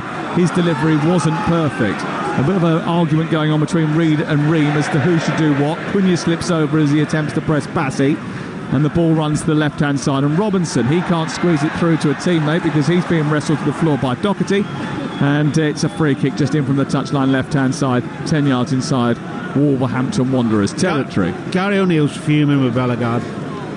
You can't pick and choose when you track a runner. You cannot pick and choose. Because the game's dead. If Robinson has better end product, the game's dead then. Here is Pereira swinging it beautifully to Castagna. He nudges it further wide out towards Iwobi into Kearney. Kearney looking to turn the ball back into Willian. Willian takes on Bellegarde. Comes on the inside, leaves it for Kearney. He continues to run on the outside, produce a cross into the box. It fizzes over the head of Iwobi, headed away by Kilman. And the Wolves defender manages to get it halfway up the field, but it's back again towards Robinson, and Robinson is dicing over on that left-hand side and trying to get the cross in towards the near post. It's blocked by Doherty. It's out for another corner to Fulham. Placed on the quadrant by Andreas Pereira. Another short one, this time to Willian, who's had too much room actually to run into the box. He's sort of just meandered slightly, then set up for Pereira to cross into the area, and Kilman again takes charge, as he has done several times already tonight. Yeah. Kearney clipping it long and out to William once again, takes it down, faces up Bellegarde. Semedo out there as well. Williams shrugs one challenge off, feeds Kearney, looks to go back outside to Pereira. Pereira with a cross in towards the near post. It feeds right onto the chest of Iwobi, and then it's cleared away. And then Hwang's got absolutely no chance of going any further, so has to go backwards because there was 5 white shirts surrounding him as he looked to try and break. Gomez lifts it out to Semedo. He takes it on, cuts infield on the halfway line, goes back to Lamina. And a sensible, pragmatic play from Wolverhampton Patient, Wanderers. yeah, get some passes in, get yourself into the second half, don't give it away again. It's another good start from Fulham. Started his second half, replicating that first half one. Ball play on. Well, there's an offside flag up against Hwang, but Fulham had the ball anyway. The referee stopped it. Iwobi bends the ball into the box. I don't know who he was bending it to. I think the idea was to get it to Raul Jimenez, but the early cross was overhit and badly hit and straight into the arms of Jose Sarr. Yeah, it was a difficult pass. Trying to find Jimenez, but it's too far away. And Fulham have won 2 of their 5 home games this season. I mentioned they were against Sheffield United and Luton. They've yet to score outside those 2 games before tonight. They did get on the score sheet after 7 minutes here, but were pegged back by Matthias Cunha. In fact, they've only won 2 of the last 11 Premier League games, and both of those at home to newly promoted teams. They need to start putting victories on the board. They do have not a lighter period coming up, but a more attractive period, especially at home. Forest and West Ham, the next 2 visitors here. Both tough games though, aren't they? Both teams who've got power, pace, can hurt you. It's a huge game for them tonight. It's a wonderful opportunity for them to get some. They're giving the ball away on halfway, and it's 3-on-2 in Wolves' favour. And Cunha has released the ball down the right side towards Hwang, in towards Doherty, who's got inside the box. But Castagne's done brilliantly again, not for the first time tonight. He's come in, he's covered, he's made sure that any threat is nullified, and he watched it beautifully. Well, it's Ream again giving the ball away, causing problems. It's a great ball in from the right hand side, and if Castagne doesn't get ahead of Doherty, it's a tap in for him. Brilliant covering. Excellent defensive work by him. And I heard you talking about Tete earlier on today. He was excellent last year. He had a bit of an injury. Castagna came in and did a great job, and he hasn't been able to get back in since. Kilman with a header, ball spilt inside the box, and Leno has snapped it up before Cunha can pound. But that corner over on the far side was headed well by Kilman. They got the better of Fulham at set pieces, and that was another good chance. See, I'm struggling to understand Marco Silva, because Ream is causing them a lot of problems with his lack of pace, and he's giving the ball. He looks a bit nervous again, a bit like the Chelsea game, and he keeps playing him. I don't really get it. He had a great season last year. Bassi has just lost Cunha, who's rolled him and tried to get in behind, but Bernd Leno's done brilliantly to seize the danger before anybody could get away from him. And Fulham have got it clear up to Pereira. Jimenez made a run down the right side. They didn't spot him. He goes wide to the left, and now it's on to Willian. Willian cuts it back. Kearney chips the ball towards the far post. It's Jimenez with a header back across the face of goal, but it went backwards rather than forwards. Reed tussling for it. Hwang picks it up. It's very scrappy at the start of the second half. We played 10 minutes of that, and it's still 1-1 on Talksport.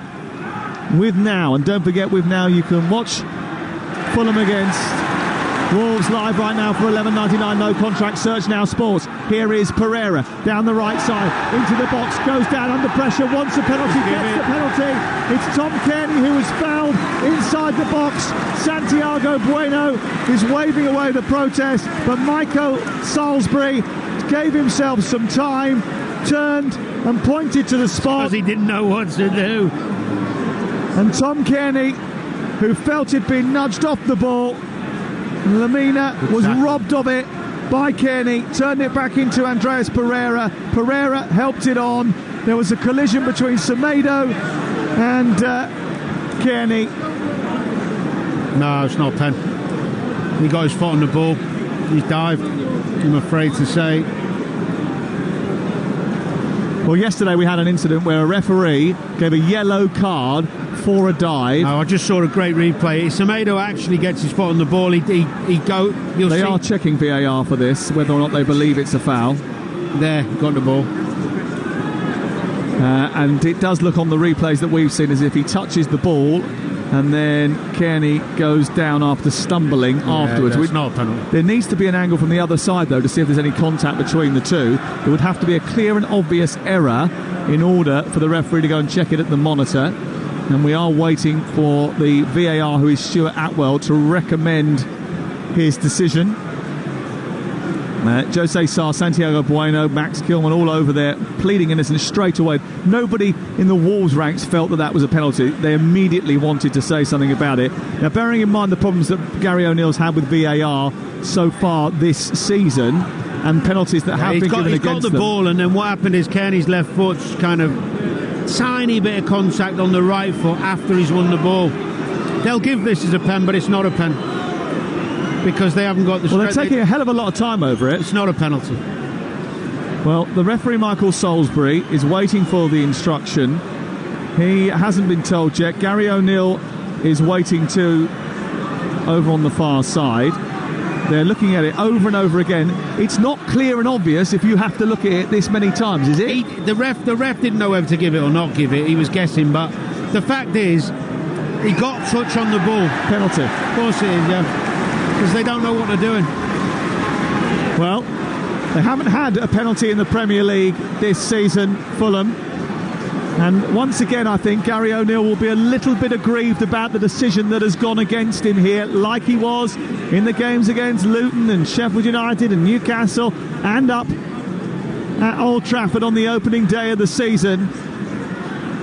Fulham, who missed 3 of their last 4 penalties awarded in the Premier League, have a chance to score from the spot for the first time, and that responsibility is going to fall to the most experienced player that they've got at the club in Willian. He has the ability to deliver real quality from that left-hand side. He's had the most shots on target for Fulham this season. He steps up, right-footed, hesitates and rolls it into the corner to give Fulham the lead, sending the goalkeeper the right way. He peels away in celebration. And what will be, I think, a dubious decision has gone in favour of Fulham, and they lead from the spot. It's 2-1 now. Good penalty from Willian, nice and calm. Little stutter and buries it. To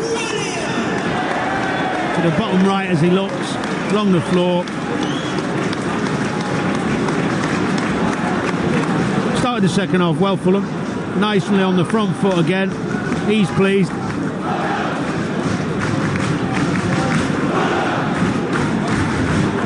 Well, they'll be pleased that the decision didn't get overturned. And I think the key factor here is that it was very difficult to overturn that decision once you've seen it. Because there's not... We're bearing in mind the protocols and the rules. Yeah. I'm not saying it is a penalty. No. I'm saying once it goes to VAR, once the penalty is given by Michael Salisbury, there has to be clear evidence. But he didn't know whether to give it or not. He isn't. waited 5 or 10 seconds. He was guessing. He had no idea. If you're not sure, don't give it. I totally understand it, but that's Michael Salisbury's fault, not the VAR's. Yeah, true. But the VAR can see he's gone over too easy. It's not that you don't want penalties for that. Look, I want Fulham to win. I want Fulham to get away from trouble. The fact is, I don't want players getting... Here's Semedo inside the area. His low shot is easily saved by Leno down at his near post. I don't want players or teams getting penalties by falling over like that. He did get a bit on the ball, and he hardly touched him. If anything, Kearney just left his leg in to touch his toe. It's not a penalty. Ashley Young on Martial. No, that was worse. Again, same principle, but there was more contact there where you can't argue it. There's hardly any contact there. He's got a little bit of the ball, and then he's brushed his foot, his toe. If that. Ball fizzed back by Willian to Ream inside his own area, and he's struggling to get the ball away. He's then given a foul when the Wolves fans aren't happy about that. They're going to make a change now, Wolves, over on the far side. And guard will be coming off. They look as if they're going to... might be... Is that Kalajdzic who's coming on over on the far side? There is a little dip in the pitch, and he's still taller than everybody, so it might well be him. He is absolutely huge. Yeah, he's a threat. And he's about to come on. Gary O'Neill just going through his final instructions, asking him to lead the line and how he wants him to do so. But Fulham lead at this moment by 2-1. Live on Talksport. Castagna has it right side. Here is Raul Jimenez. Iwobi miscontrols. Jimenez has got it again. Into Reed.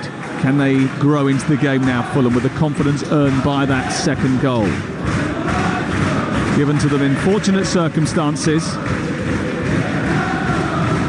I mean, there is a degree of saying, well, you know what referees do now, why are you putting your foot anywhere near him? But he's actually got his toe, he's got a touch on the ball.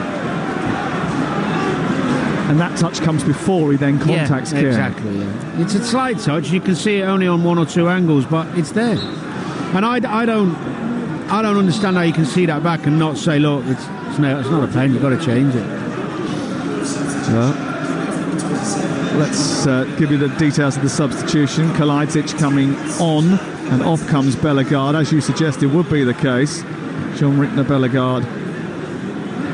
Well, he was going mad before because he kept letting Rob Robinson running behind. You can't leave someone on the pitch who's a liability defensively. I thought he'd had his lesson when he got done for the first goal, and he starts the second half asleep. He's gone through the middle, Kalajdzic, with Hwang going out to the right. Cunha will play just on the left-hand side, but probably a more floating role, really. He'll just drop a little bit deeper. And Hwang will go out chasing on that right, as he has done with Anthony Robinson. He will definitely get through the work, that's for sure. Williams picked it up on halfway. Into Reed now, is being tracked by Kalajdzic, but there's space out on the left for Kearney. Kearney weaves past Semedo. He's got Willian for company. He's held onto the ball a long time there, Kearney. He's been terrific, Kearney. He's been one of Fulham's better players. He's really good with the ball. He made that tackle to win the ball back, to get him in the box for the penalty. Even if he did go over a bit early, a bit too easily. He's an elegant footballer. He's an experienced footballer. Guy's been at the club for a very long time. Actually was sent off in the Championship against Wolves 8 years ago when these two met back in the day. He doesn't usually complete 90 minutes anymore, but at the age of 32 he's still the club captain, and he's still got a hell of a lot of quality in those boots, and he's seen a lot of ups and downs with Fulham over the years. Yeah, I'm surprised he's still here, because every time they came up he was taken out the side really and became a squad player. Here is Iwobi releasing Pereira down the right side with loads of space for Willian far side. If Pereira can find him, he's looked for him, just didn't get the pass perfect. It was a difficult one to play. Willian's got it now into Kearney inside the area, trying to turn, guides it back towards Willian. Needs a bit more support over on that far side. Wolves have got back numbers inside the penalty area as Fulham come on the attack again. 64 minutes on the clock. Bassi forward. Oh, it's a mistake. He's given the ball away, and it's played down the left now.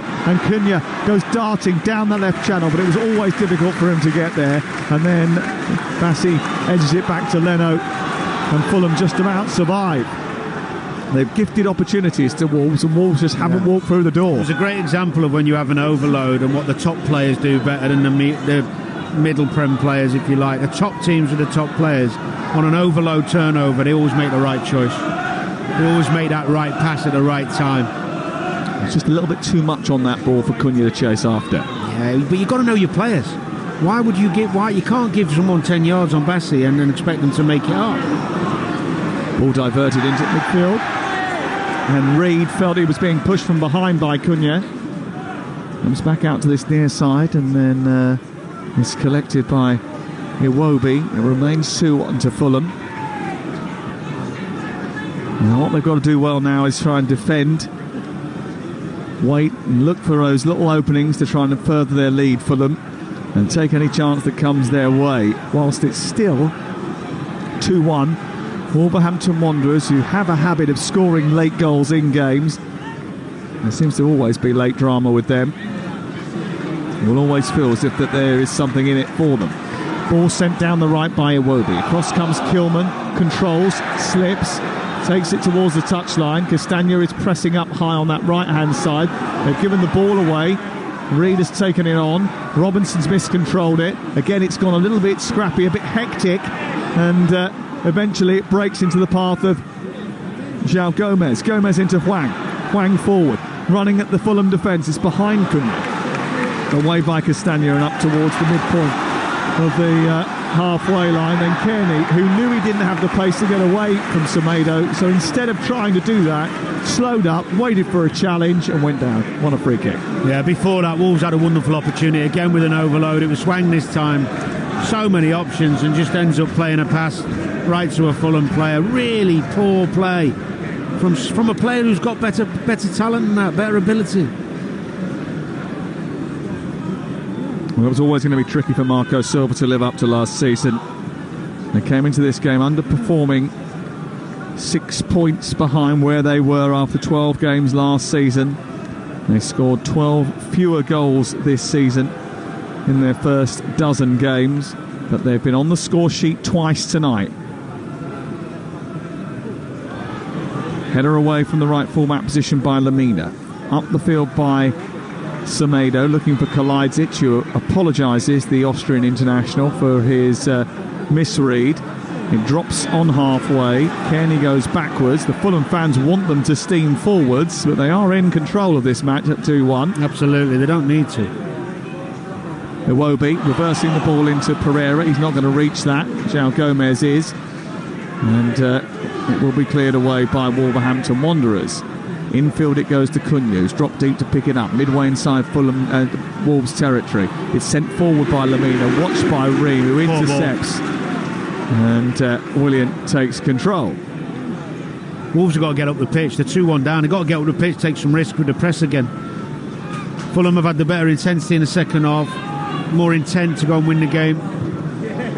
Well, I wonder what Jamie O'Hara and Jason Cundy will make of it. 03717 22 33 44. That's the number to call if you want to speak to the boys later. Oh, there's a mistake by Bueno, and it's picked up by Iwobi, who runs to the middle, shoots to the far corner, palmed over the top by the goalkeeper, who flicked that high over the top of the crossbar. The question will be, why did he not go low and hard rather than try and go for the top corner?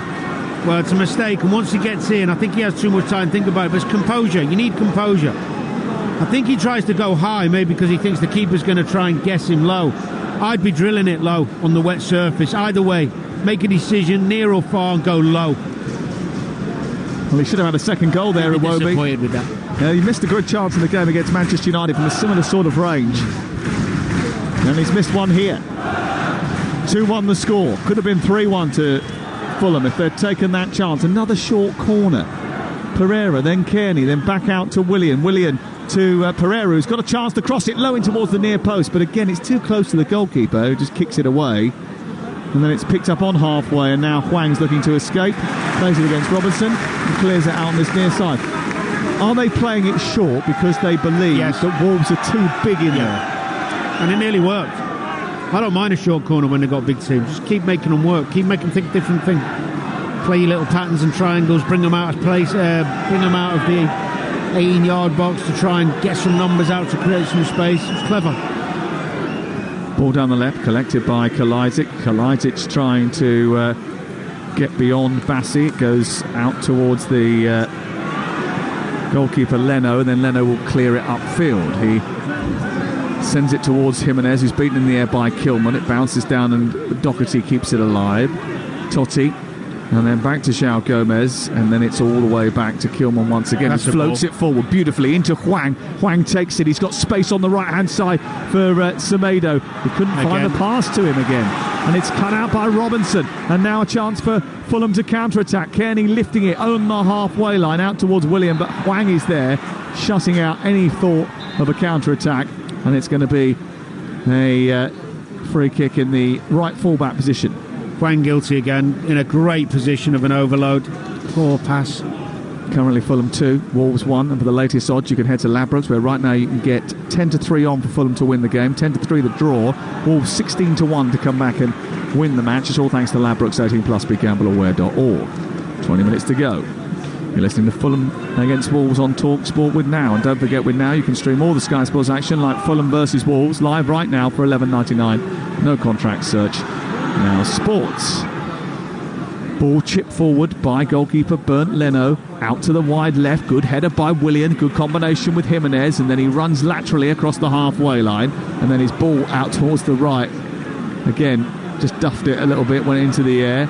and Doherty was able to field it rather easily for Wolves. Wolves in good form. They've lost just one of their last 7 top-flight fixtures. You get the sense there will be another chance for them here. And Lamina's running behind Ream. Down the right side, drives his shot towards the near post, into the right side of the area after a really good ball into his feet. And he turned and hit it, and Ream couldn't keep hold of him. That's the pace. That's the lack of pace. Easy pass down the side. Straight run from Lamina. He's in.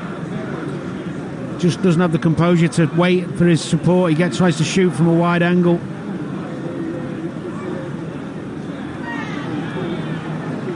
Ball cleared by Wolves upfield, and Tom Kenny is then guilty of a little bit of a jump into the back of João Gomez. João Gomez is on the floor. He's not happy about what Tom Kenny has done, and Semedo has to push him away. He doesn't want to get involved in anything too tricky there, João Gomez. He's already been booked. Yeah, they've got other options as well, haven't they, on the bench in midfield?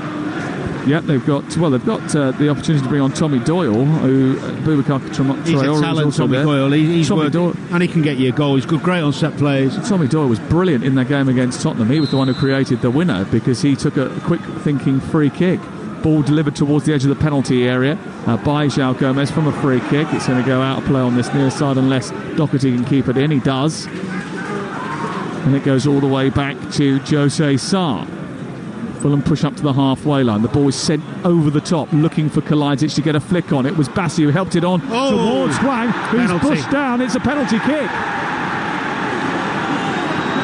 Well, I don't think that one's going to get overturned either.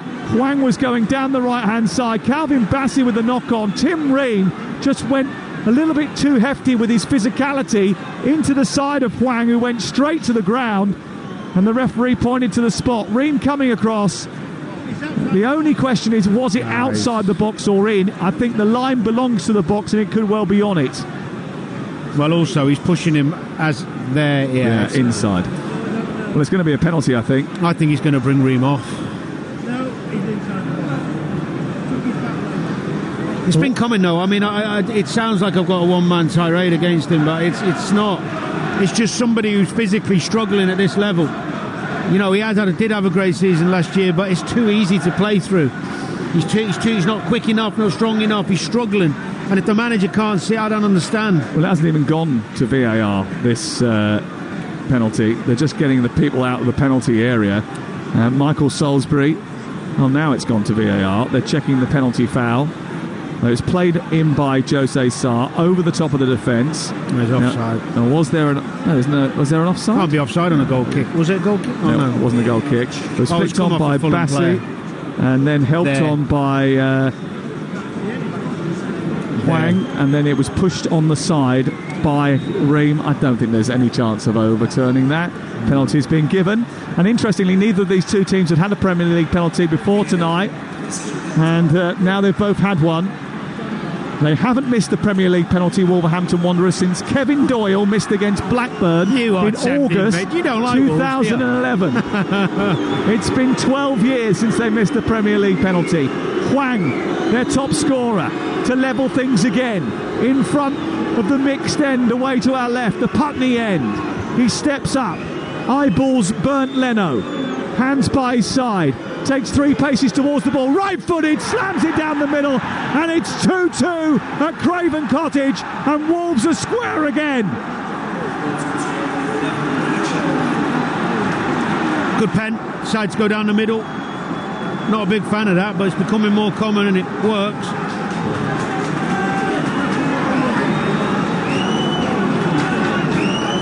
A second goal on the night for Wolverhampton Wanderers, who score in every game. Ooh. And Hwang will be thanking his lucky stars because he went straight down the middle of the goal, and Bernd Leno was so close to getting a bit of a toe on that, and a finger, I think. He went diving to his right, didn't he? and he just went underneath the ball really, and the right foot came up, almost got it, didn't quite, and it's 2-2. He's taking Pereira off. I'm amazed he's not made a change at the back, honestly. Well, 2 penalties, both of them slightly dubious. Yeah. But certainly, if the first one was a penalty, then the second one, I suppose, can be given as well. It's certainly was no clear and obvious error there. I think they've made another change, haven't they? They've taken off Harry Wilson to bring on Harry Wilson for Pereira, and they've also brought on Carlos Vinicius for Raul Jimenez, who's come on to try and get a winner. 2-2 the score. We've got 14 minutes to go. Here is Kearney trying to get to the edge of the area. Had a chance to shoot. Has now shot down towards the goalkeeper's left. And it's fizzed past the post. Well, he had the first opportunity right on the edge of the area, and it looked like he was going to hit it. He declined the invitation, come back in field a little bit more centrally, then did whack it, and it was slightly wide. Well, he composed himself really well, and he tried to do the old reverse. Look to the corner where the obvious one and whip it back the other way. He's unlucky. He's been really good, Kearney. I like him. I like watching him play. Intelligent footballer. Wolverhampton Wanderers fighting back again, as they did against Tottenham Hotspur 16 days ago. And they've managed to get on the score sheet twice tonight, and now they're threatening a winner. Here is Hwang down the right-hand side. He collides with William. They wanted a free kick. The referee said no. The Wolves fans upset about that, but the Fulham fans on the far side really upping the ante now. What about William's pace, by the way? Someone said his legs had gone recently, a Fulham fan to me. I said, I watched him twice. He looks like the quickest player on the pitch still. It's unbelievable. He's just outrun Hwang. He's 35. Here is Kalajdzic. And Doherty's got around the back. He plays it through the 6-yard box. He had no conviction in his effort. No, he didn't. And just sort of bounced it off the goalkeeper. And it came through the 6-yard box and no one could finish it off. To be fair to him, though, I don't think there was an option for a pullback. He had to try and squeeze it through. Maybe he was going too quick to lift it, but it was Fulham's mistake, really. There's been a few of those tonight, hasn't there? 2-2.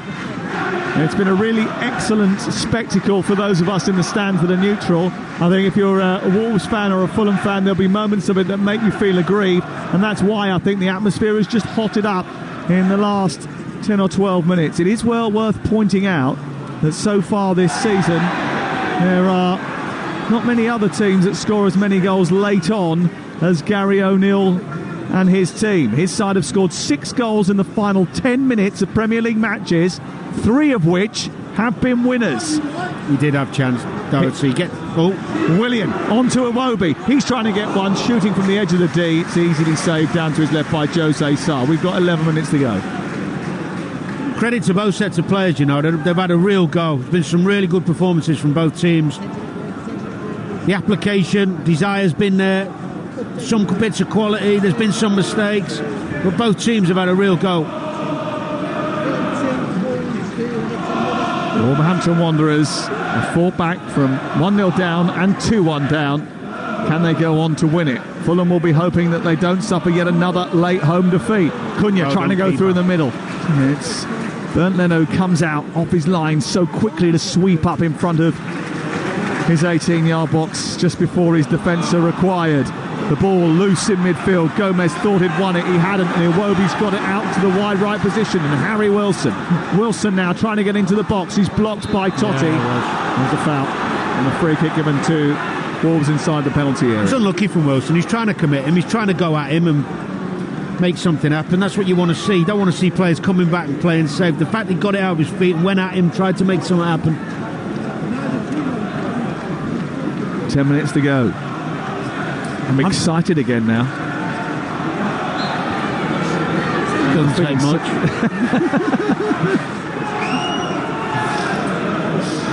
Oh dear. Have I told you how much of a delight it's been working with you again? I thought you were going to sing that line to me. I never told you lately. Can do that tomorrow if you'd like. In Paris together. Yeah. I'll be doing it to Aid, don't you worry. Oh, God. Ball loose on the left-hand side. Everybody loves a bit of Paris, don't they? And we're looking forward to going out there tomorrow to bring you Newcastle United against PSG. And I heard Eddie Howe say earlier on that they've got to get something. They've got to get at least a point from the game. I was looking at the table, studying the table and the permutations earlier on. I think they need to go there and try and win the game, and easier said than done. Well, it's better to start on the front foot, and then you can drop off rather than start on the back foot and then try and find new tempo when you go down. Newcastle like playing on the front foot. Yeah, they played most of the football in opposition territory on Saturday. A really good performance against Chelsea. They'll need another one tomorrow night, live on Talksport from 7 o'clock. Before that, all the usual bits and pieces, including Jim White, joined again by Simon Jordan. I was listening this morning to him with Ince and Carl Robinson. It was brilliant. Here is Wilson, who's intercepted a loose ball by Wolves, and he's running at the Wolves defence. He's got to the edge of the area, couldn't find the pass to Kearney, which he wanted on the edge of the D. So he's gone back instead to Castagna, and then infield to Reed, and then Robinson, who's tricked his way past 2 Wolves jerseys, and then he's got in the way of Kearney. And they're looking to build once again, Fulham, on that left-hand side. Willian, who can always deliver a deadly ball from that far touchline. Back into Kearney, then on to Robinson. Robinson's delivery is a big high one towards Castagna, far post. He drops inside the box. Kilman eats it up. Reed with an effort from the edge of the box. It's blocked. And it comes out again to the edge of the area, and the Wolves couldn't get it clear. Now they had.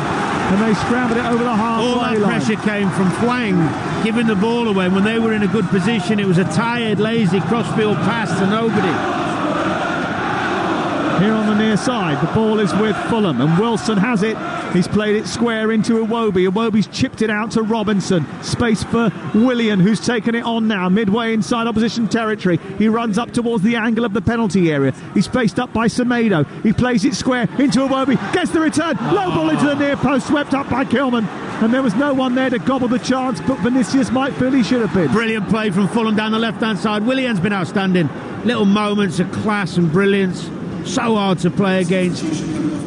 Patient, cuts inside, little give and go with Iwobi. He's in, decides to square it. Maybe could have took another touch and gone in on goal. I tell you what, there was only one ball he could possibly play there, Willian, and it was a really tight squeeze, and he managed it.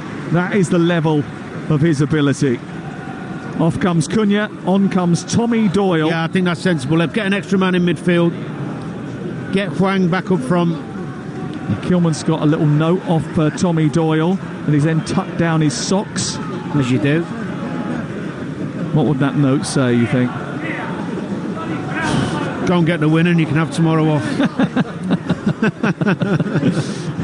Here is Robinson out towards the left. Score the win and you can have a night out in London. The Wolves don't win in London very often. It's been 11 games since they did. The yellow card has gone up for Lamina, and that means he's going to be suspended for that Arsenal game. That means Lamina and Gomez are going to be missing that Arsenal game now. Yeah, that means they'll play. Well, they've got Doyle and they've got the other lad on the bench. Traore. It's a blow for them, though. Yep. But if you know you want away, don't do it. I suppose in some respects you could argue having a couple of those missing at Arsenal. It's a game they're unlikely to win anyway, isn't it? Yep, they usually make life difficult for the bigger and better teams. Yeah, they do, actually. Though, you know? You're right, yeah, good point, well made. Castagna forward up towards the halfway line, flicked on now by Wilson. It's away by Kilman, who tried to return it. Kalajdzic slipped over, hasn't really got into the game since coming off the bench. 5 minutes to go before its conclusion. It's Fulham 2, Wolverhampton Wanderers 2. And Fulham fans were saying after results picked up by Luton and Bournemouth, winning this game was an absolute necessity. Will they be satisfied with 2-2? Well, I think the performance has been acceptable. You know, there's been a few problems in terms of playing out, which is more understandable when your main midfielder's missing, but the application desire to win the game's been there. They've had some chances. I think it'd be harsh for either side now to lose it, if I'm honest. Both have contributed to a wonderful game. 2-2 is the score, and we do have 5 to go. And remember that statistic about Wolverhampton Wanderers, who have scored 6 goals in the final 10 minutes of Premier League matches already this season.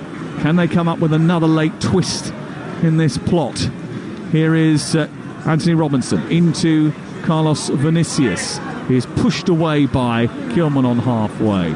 Robinson takes over. Doyle goes across there. Goes back into Willian, and Fulham has still got the ball. Collected by Reed, and now onto Iwobi. Iwobi moves up over halfway. And it's with Kearney. Kearney back to Reed, and then Ream strokes it far side. Chance to maybe hit the straps now for Robinson, who plays it infield instead to Willian, and then gets hold of the ball in a wider left position. Willian again on the ball, trying to make things happen for Fulham as we go into the final 4 minutes of the game. He sends it down the left into Wilson, who's tackled by Santiago Bueno, and it goes out of play and away for a Fulham throw high up. And these are the moments where the real class tells, and Wilson brilliantly turns the ball through the 6-yard box after an excellent little pirouette on the edge of the box, flashed it through the penalty area. Again, no one there to tuck it home. Do you know why I'm surprised? You know, now they've got the extra subs on how many teams don't use that. You know, to use all your subs and get that real energy and physicality, especially in the last 20 minutes of games, you know, when you either want to tackle, defend, or whatever you want to do. Yeah. It makes such a difference. I mean, if you can bring 5 players on who are all fit and ready to raring to go, it can give you a real. Managers don't. I know they like to trust the players on the pitch, but the tiredness is such a factor, especially when there's two equally matched teams. João Gomez slipping the ball down the right, looking for Hwang, and Ream this time equal to it. Prods it back to Leno. There's a bit of a fight going on between Willian and Semedo. The ball breaks into the path of Kearney. Kearney gets away from Semedo, out to the touchline, and sends it on towards Vinicius. He's beaten to it by Kilman. And then, again, Fulham win it back, and Vinicius tries to take it wide. Kilman eats him up for breakfast and then has a little bit of leftovers for lunch. And then the two come head-to-head. Vinicius puts his face into Kilman's face. He's in trouble. And he could be in a bit of a bother here. He's off. Well, it's a yellow card that is given. He's just put his head in his face. He's lucky. The way the rules are, I wouldn't want to see him sent off for that. Kilman does really well for him here. Watch. Bum. That's a red card. How many players would have gone over there? That's a red card. It's because Kilman stood on his feet. It's got to be a VAR check, surely. Well, I don't understand it if not, because what you're saying is, if he dives and goes over, it's a definite red, isn't it? Yeah. You're encouraging play. He's done the right thing, Kilman.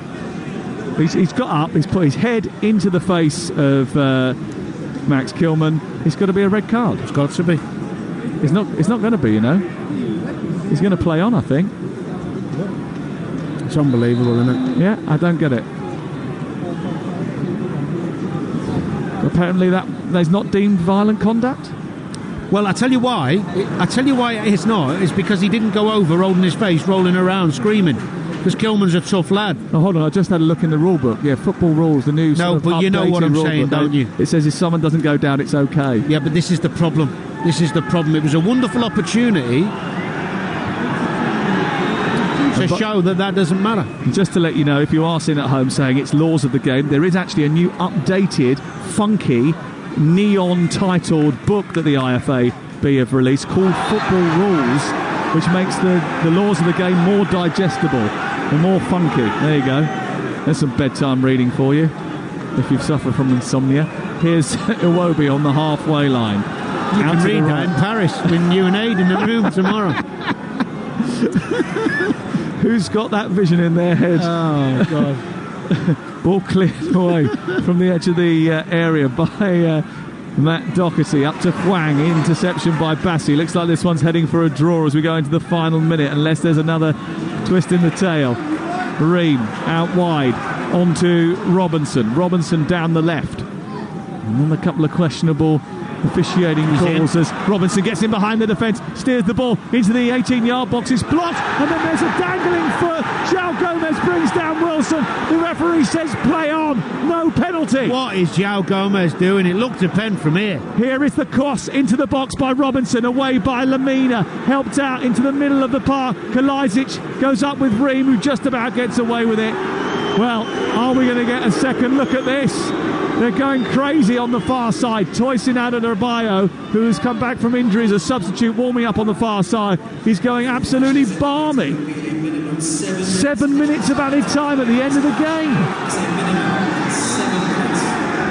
Free kick has been given, and now the referee is stopping the game. He's got his palm pressed flat to the floor. Are they going to do a VAR check? We're going to have a quick look at it. It's Gomez. No, it was a dive. No. It was a dive by Wilson.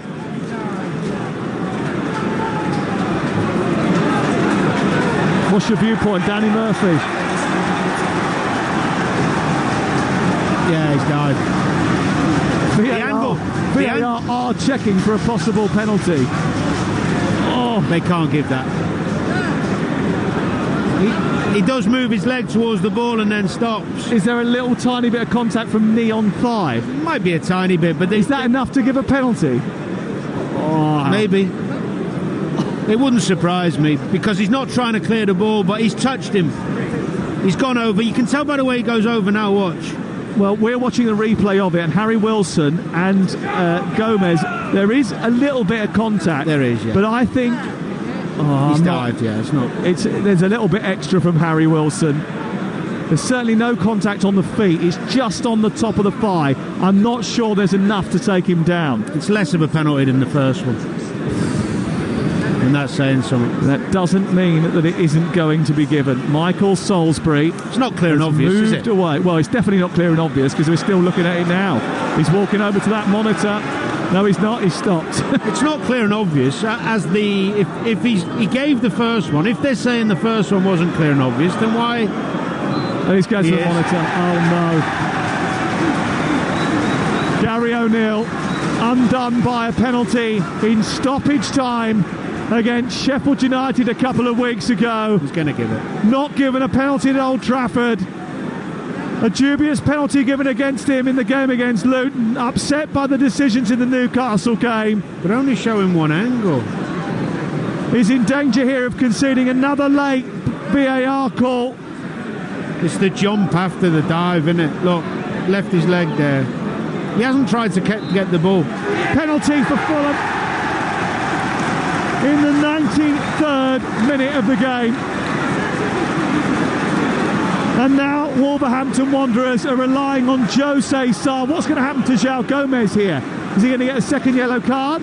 Well, he's an idiot anyway for getting himself in that position. Don't get near anyone.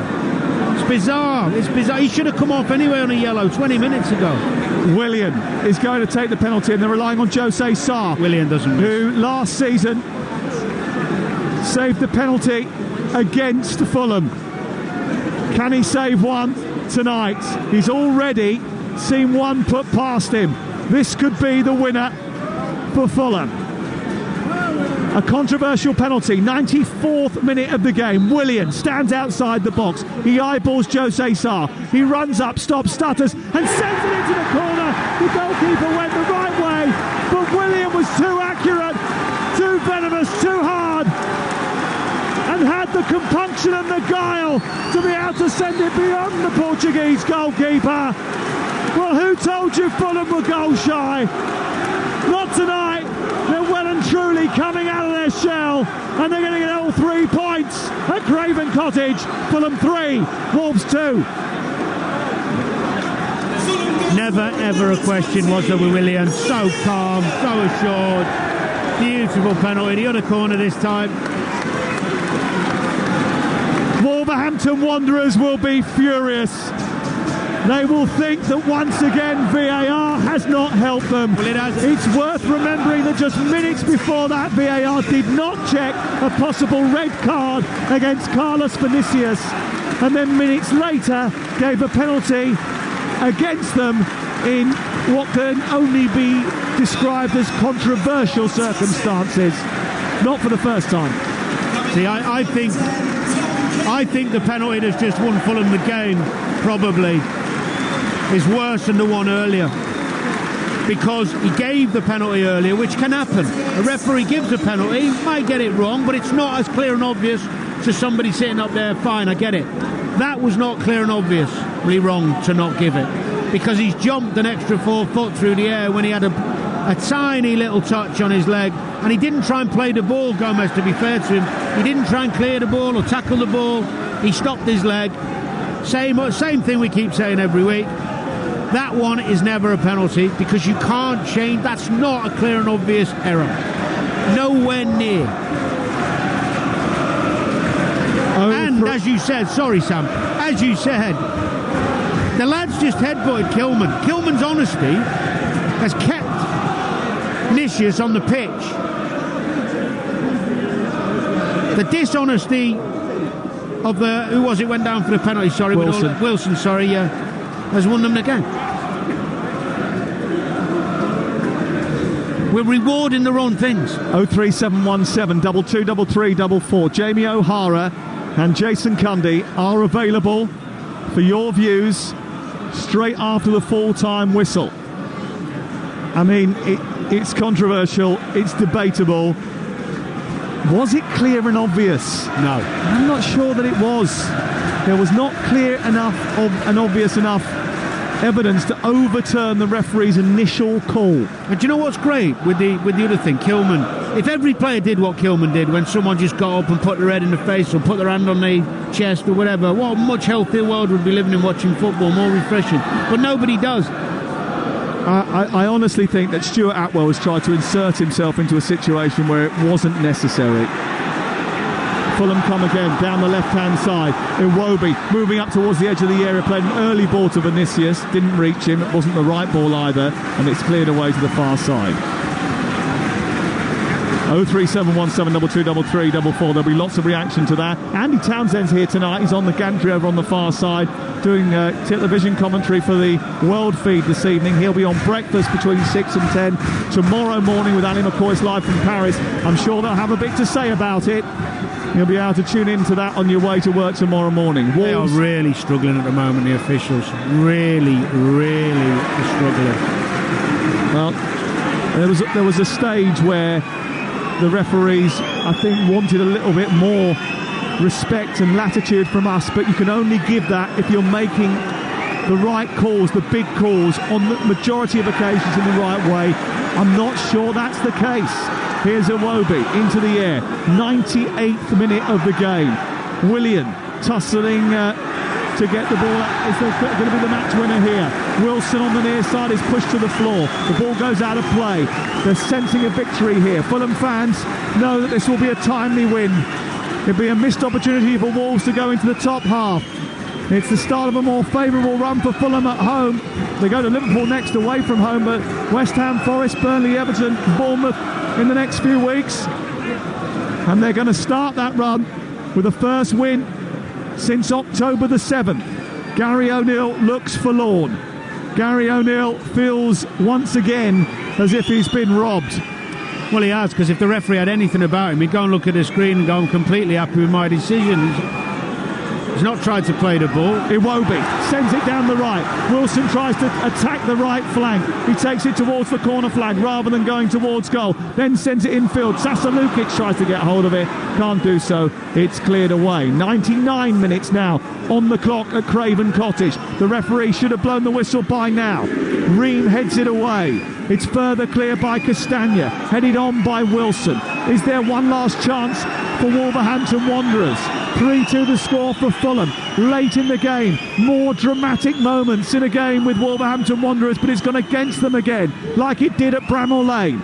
Doyle forward, fizzing the ball into the right channel. No one was on his wavelength. It goes behind for a goal kick. Game over. It's a shame. It's a shame that we're talking about the same old problems. Well, I just don't think, Sam, it's clear. When something like that, look, we can all have opinions on what is and isn't a penalty. There's nothing clear and obvious there to suggest it's a penalty on the replay. It's a tiny bit of contact on a player who's not trying to clear the ball or stick his leg out. Marco Silva knows this is a big moment for him. It could be a building block for their season. They needed to win here tonight, and they've been given a helping hand in order to do it. That is for sure. I mean, Gary O'Neill will look at João Gomez and ask the question, what are you doing getting involved in that situation? Yeah. There will be other scenarios where he'll be unhappy about the concession of chances, especially in the first half with the first goal that comes after 7 minutes. Absolutely. But legislating for an intervention by a VAR at that juncture, I'm not necessarily sure he'll be able to stomach that. Jose Sarr comes up from the back because they've won a free kick just right to the centre circle. This is the last action of the game. Sarr has joined the attack. The goalie up into the penalty area it goes. Away by Bassi. Drops inside the box. Totti's got it. Goes round the defender. Centres it. Comes back to Doherty. It's in front of goal. And they've managed to scramble it clear through Harrison Reed to the edge of the box. Then Hwang hits it and hits the roof of the net with a volley from the edge of the area. Did it take a touch on the way through? No, but they're asking for a handball just before that. What a brilliant effort. Just thought for a minute they'd get in on the back post. Michael Salisbury's shaking his head. Was there a handball inside the penalty area there? Well, it did pop up and hit Reed. His arms. I don't think there's anything in there. Were they outside the natural silhouette? No, I don't think they were. Play on, says the referee. No VAR call going their way. 111 minutes have been played. Fulham about to win at home. Wolves once again about to complain. The ball sent long and high into the night sky. It's away by Totti, continuing. The game goes on. Here's Doherty, out to Lamina. Still the game's not over. Swept in by Lamina. Too high as his delivery goes out and behind. 102 minutes on the clock. And surely now, the game is at its end. We were allotted 7. We had a penalty in stoppage time. That was 5 added minutes on top of that. There wasn't that many minutes that needed to be added on. Surely that's the end of the game. Gary O'Neill actually doesn't look too vexed. I wonder whether he's in that sort of mode. And he's mentioned this before. It's almost like tacit acceptance that too many of these big calls are going against his team. A big one has gone against them tonight. Just at the right moment, Fulham find their feet. They find their shooting boots. But it's a lot easier to find those when you are given 2 penalties, thanks to VAR. For only the 3rd time this season, Fulham give their fans a victory at home, but this will be the best one. It could be a turning point in their season.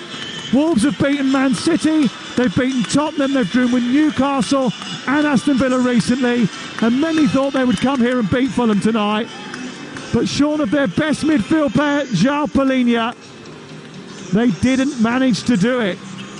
Wolverhampton Wanderers couldn't beat Fulham, and Fulham, despite that major absence, have come to the fore. But they got a helping hand in stoppage time from a VAR who suggested there was a penalty when I'm not sure there was enough clear and obvious evidence to suggest there was. No. Marco Silva's team held their nerve, and a brighter future may well await for them. They've beaten Wolves by 3-2. Well, Gary O'Neill's gone around all his players, giving them a hug and a handshake and saying well done, which tells you he's got no problem with the effort his players have put in. Michael Salisbury and his linos wait in the centre, so it's almost like they're waiting for Gary O'Neill to go up to them to have at least a conversation. He's approaching them now. Is he just going to walk past? He walks past them. His handshakes with Fulham players, just walks past them and just ignores them. I didn't see a handshake from Gary O'Neill with the match officials. He's now speaking to Mario Lamina, his all-action midfielder, but I didn't see anything from Gary O'Neill with the match officials there. He knows he'll get in trouble if he speaks to them, but I didn't even see a handshake. If it happened and I didn't see it, then fair enough to Gary O'Neill, who I've worked with before, done shows with him before. He's a true gentleman of football, and he must be really deep down wondering what on earth he has done wrong to deserve this from officials and from VAR. They say minimum interference for maximum benefits. There was none of that whatsoever in that penalty that led to the winning goal for Fulham. We could go over it and over it and over it, Danny Murphy, but I can't see how that's a clear and obvious error that the VAR has overturned. That's the VAR re-officiating the game, which we were told they would never do. I'll tell you what, it's a contradiction to what they did on the first penalty. Look, I don't think the first one for Fulham was a penalty. I thought they got some of the ball. But they gave the penalty on the pitch. And the bar being so-called high is what we want. The clear and obvious wasn't there, so they left the decision on the pitch as a penalty. Whether we agreed or not. Whether we agree or not. They didn't see anything clear and obvious to think that he'd made a bad decision. Fine, okay, we've got to live with it. Same with the Wolves pen, which we all thought was a pen anyway. That one, he didn't give. Because he saw the exaggerated jump and dive from Wilson, which we saw, and the contact was ridiculously minimal. He somehow watches it. Stuart Outwell, did you say, was involved? Yep. He watches it and thinks there's a clear and obvious error. I mean, I'm a bit lost for words with it, really. I really am, because Do you know what we should be talking about, Aid? A really good game of football from two sets of players who were bang at it for the manager, really trying to influence impact the game, trying to press each other, trying to win football match, trying to entertain the crowd. And now we're talking about the bloody officials. I'm with you entirely. We will talk about how brilliant the game was. Jamie O'Hara and Jason Cundy waiting to take your calls. Jamie O'Hara played for both these clubs, by the way. He's just messaged me saying it was a penalty 100%. But the point is, whether you think that or not, it wasn't given by the referee in the game. Is there enough in there to say the referee has got that totally wrong? It's a clear and obvious error. Therefore, VAR, we have to overturn it and give Fulham a penalty. I think there's as many people here might think... thinks obviously because he's saying 100%, he must think it's clear and obvious, but he's not seeing what I'm seeing, or you're seeing. Some people thought it was clear dive or exaggeration more than anything. It's not a penalty. It doesn't look like a penalty. He's good at that, Wilson. He goes over, but the contact, the lad doesn't even try and... When the lad puts his steps in, he's about to tackle, he doesn't. His leg's there, Wilson just goes across his leg and jumps. But Danny, here's the thing, right? We could talk about VAR and officials. When we're looking at penalties, both the Fulham penalties are very, very soft. These are players going over very, very easily. Yeah. And these are deciding football matches. This is something where I'm looking to officials to see that first time. It's very difficult. If they don't, I'm looking to VAR to say, oh, I know what's happened there. That player's gone over really easy to make it look worse than it is. I'm definitely not giving that penalty. I want them to join the real world. I want them to see what genuine fans see, not tribal fans. I'm talking about genuine football fans who watch football week in, week out. Footballers who play football week in, week out. They know when a player's gone over easy to win a soft penalty. And happened twice tonight. Well, some people... So Jamie's probably seen other penalties in recent weeks and saying that's a penalty tonight because of the ones we've seen in recent weeks. None of them are pens. They shouldn't be, is what I mean, because you're encouraging players to dive. Correct. Then Vinicius sticks his headbutt on Matt Kilman. I don't want to see players getting sent off, by the way. But if Kilman goes over, Vinicius is off. So we don't reward honesty and a man being a man and being, he didn't get hurt. He took it, get on with it. That's like, it's what I'd do. Take it, let them sort it out. They don't send him off because he doesn't jump and scream on the floor. If he does, they just sent him off. Yeah, they didn't even look at it. What we're encouraging is cheating.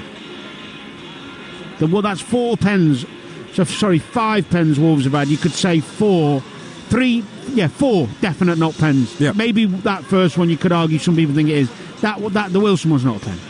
They're both soft. The Wilson one isn't a pen. Nah, let me just pick you up on what you've just said about we're encouraging cheating. And when you're looking at that Vinicius headbutt, which there's no real force or malice or evil intent. He's not looking to smash Kilman's face in, but he puts his forehead into Max Kilman's face. If he'd gone down, yeah, he's off. If he goes down and rolls around, VAR look at it, he's off. So Max Kilman, in order to make that happen, has to put his hands to his face, go down and roll around. Yeah. And that's what we're trying to stamp out. I know. What can you do? Let's talk about very briefly the game of football itself, which was end to end. I thought it was terrific. Probably a draw would have been a fair result. I think so. In the end, but a magnificent endeavour from both sides. Well, I thought Fulham started both halves really, really well. I think they needed a reaction after the last couple of defeats. He'll be really pleased with the way they started the game, got the goal. Wolves settled down, started growing into the game, got the goal themselves, and probably had the better.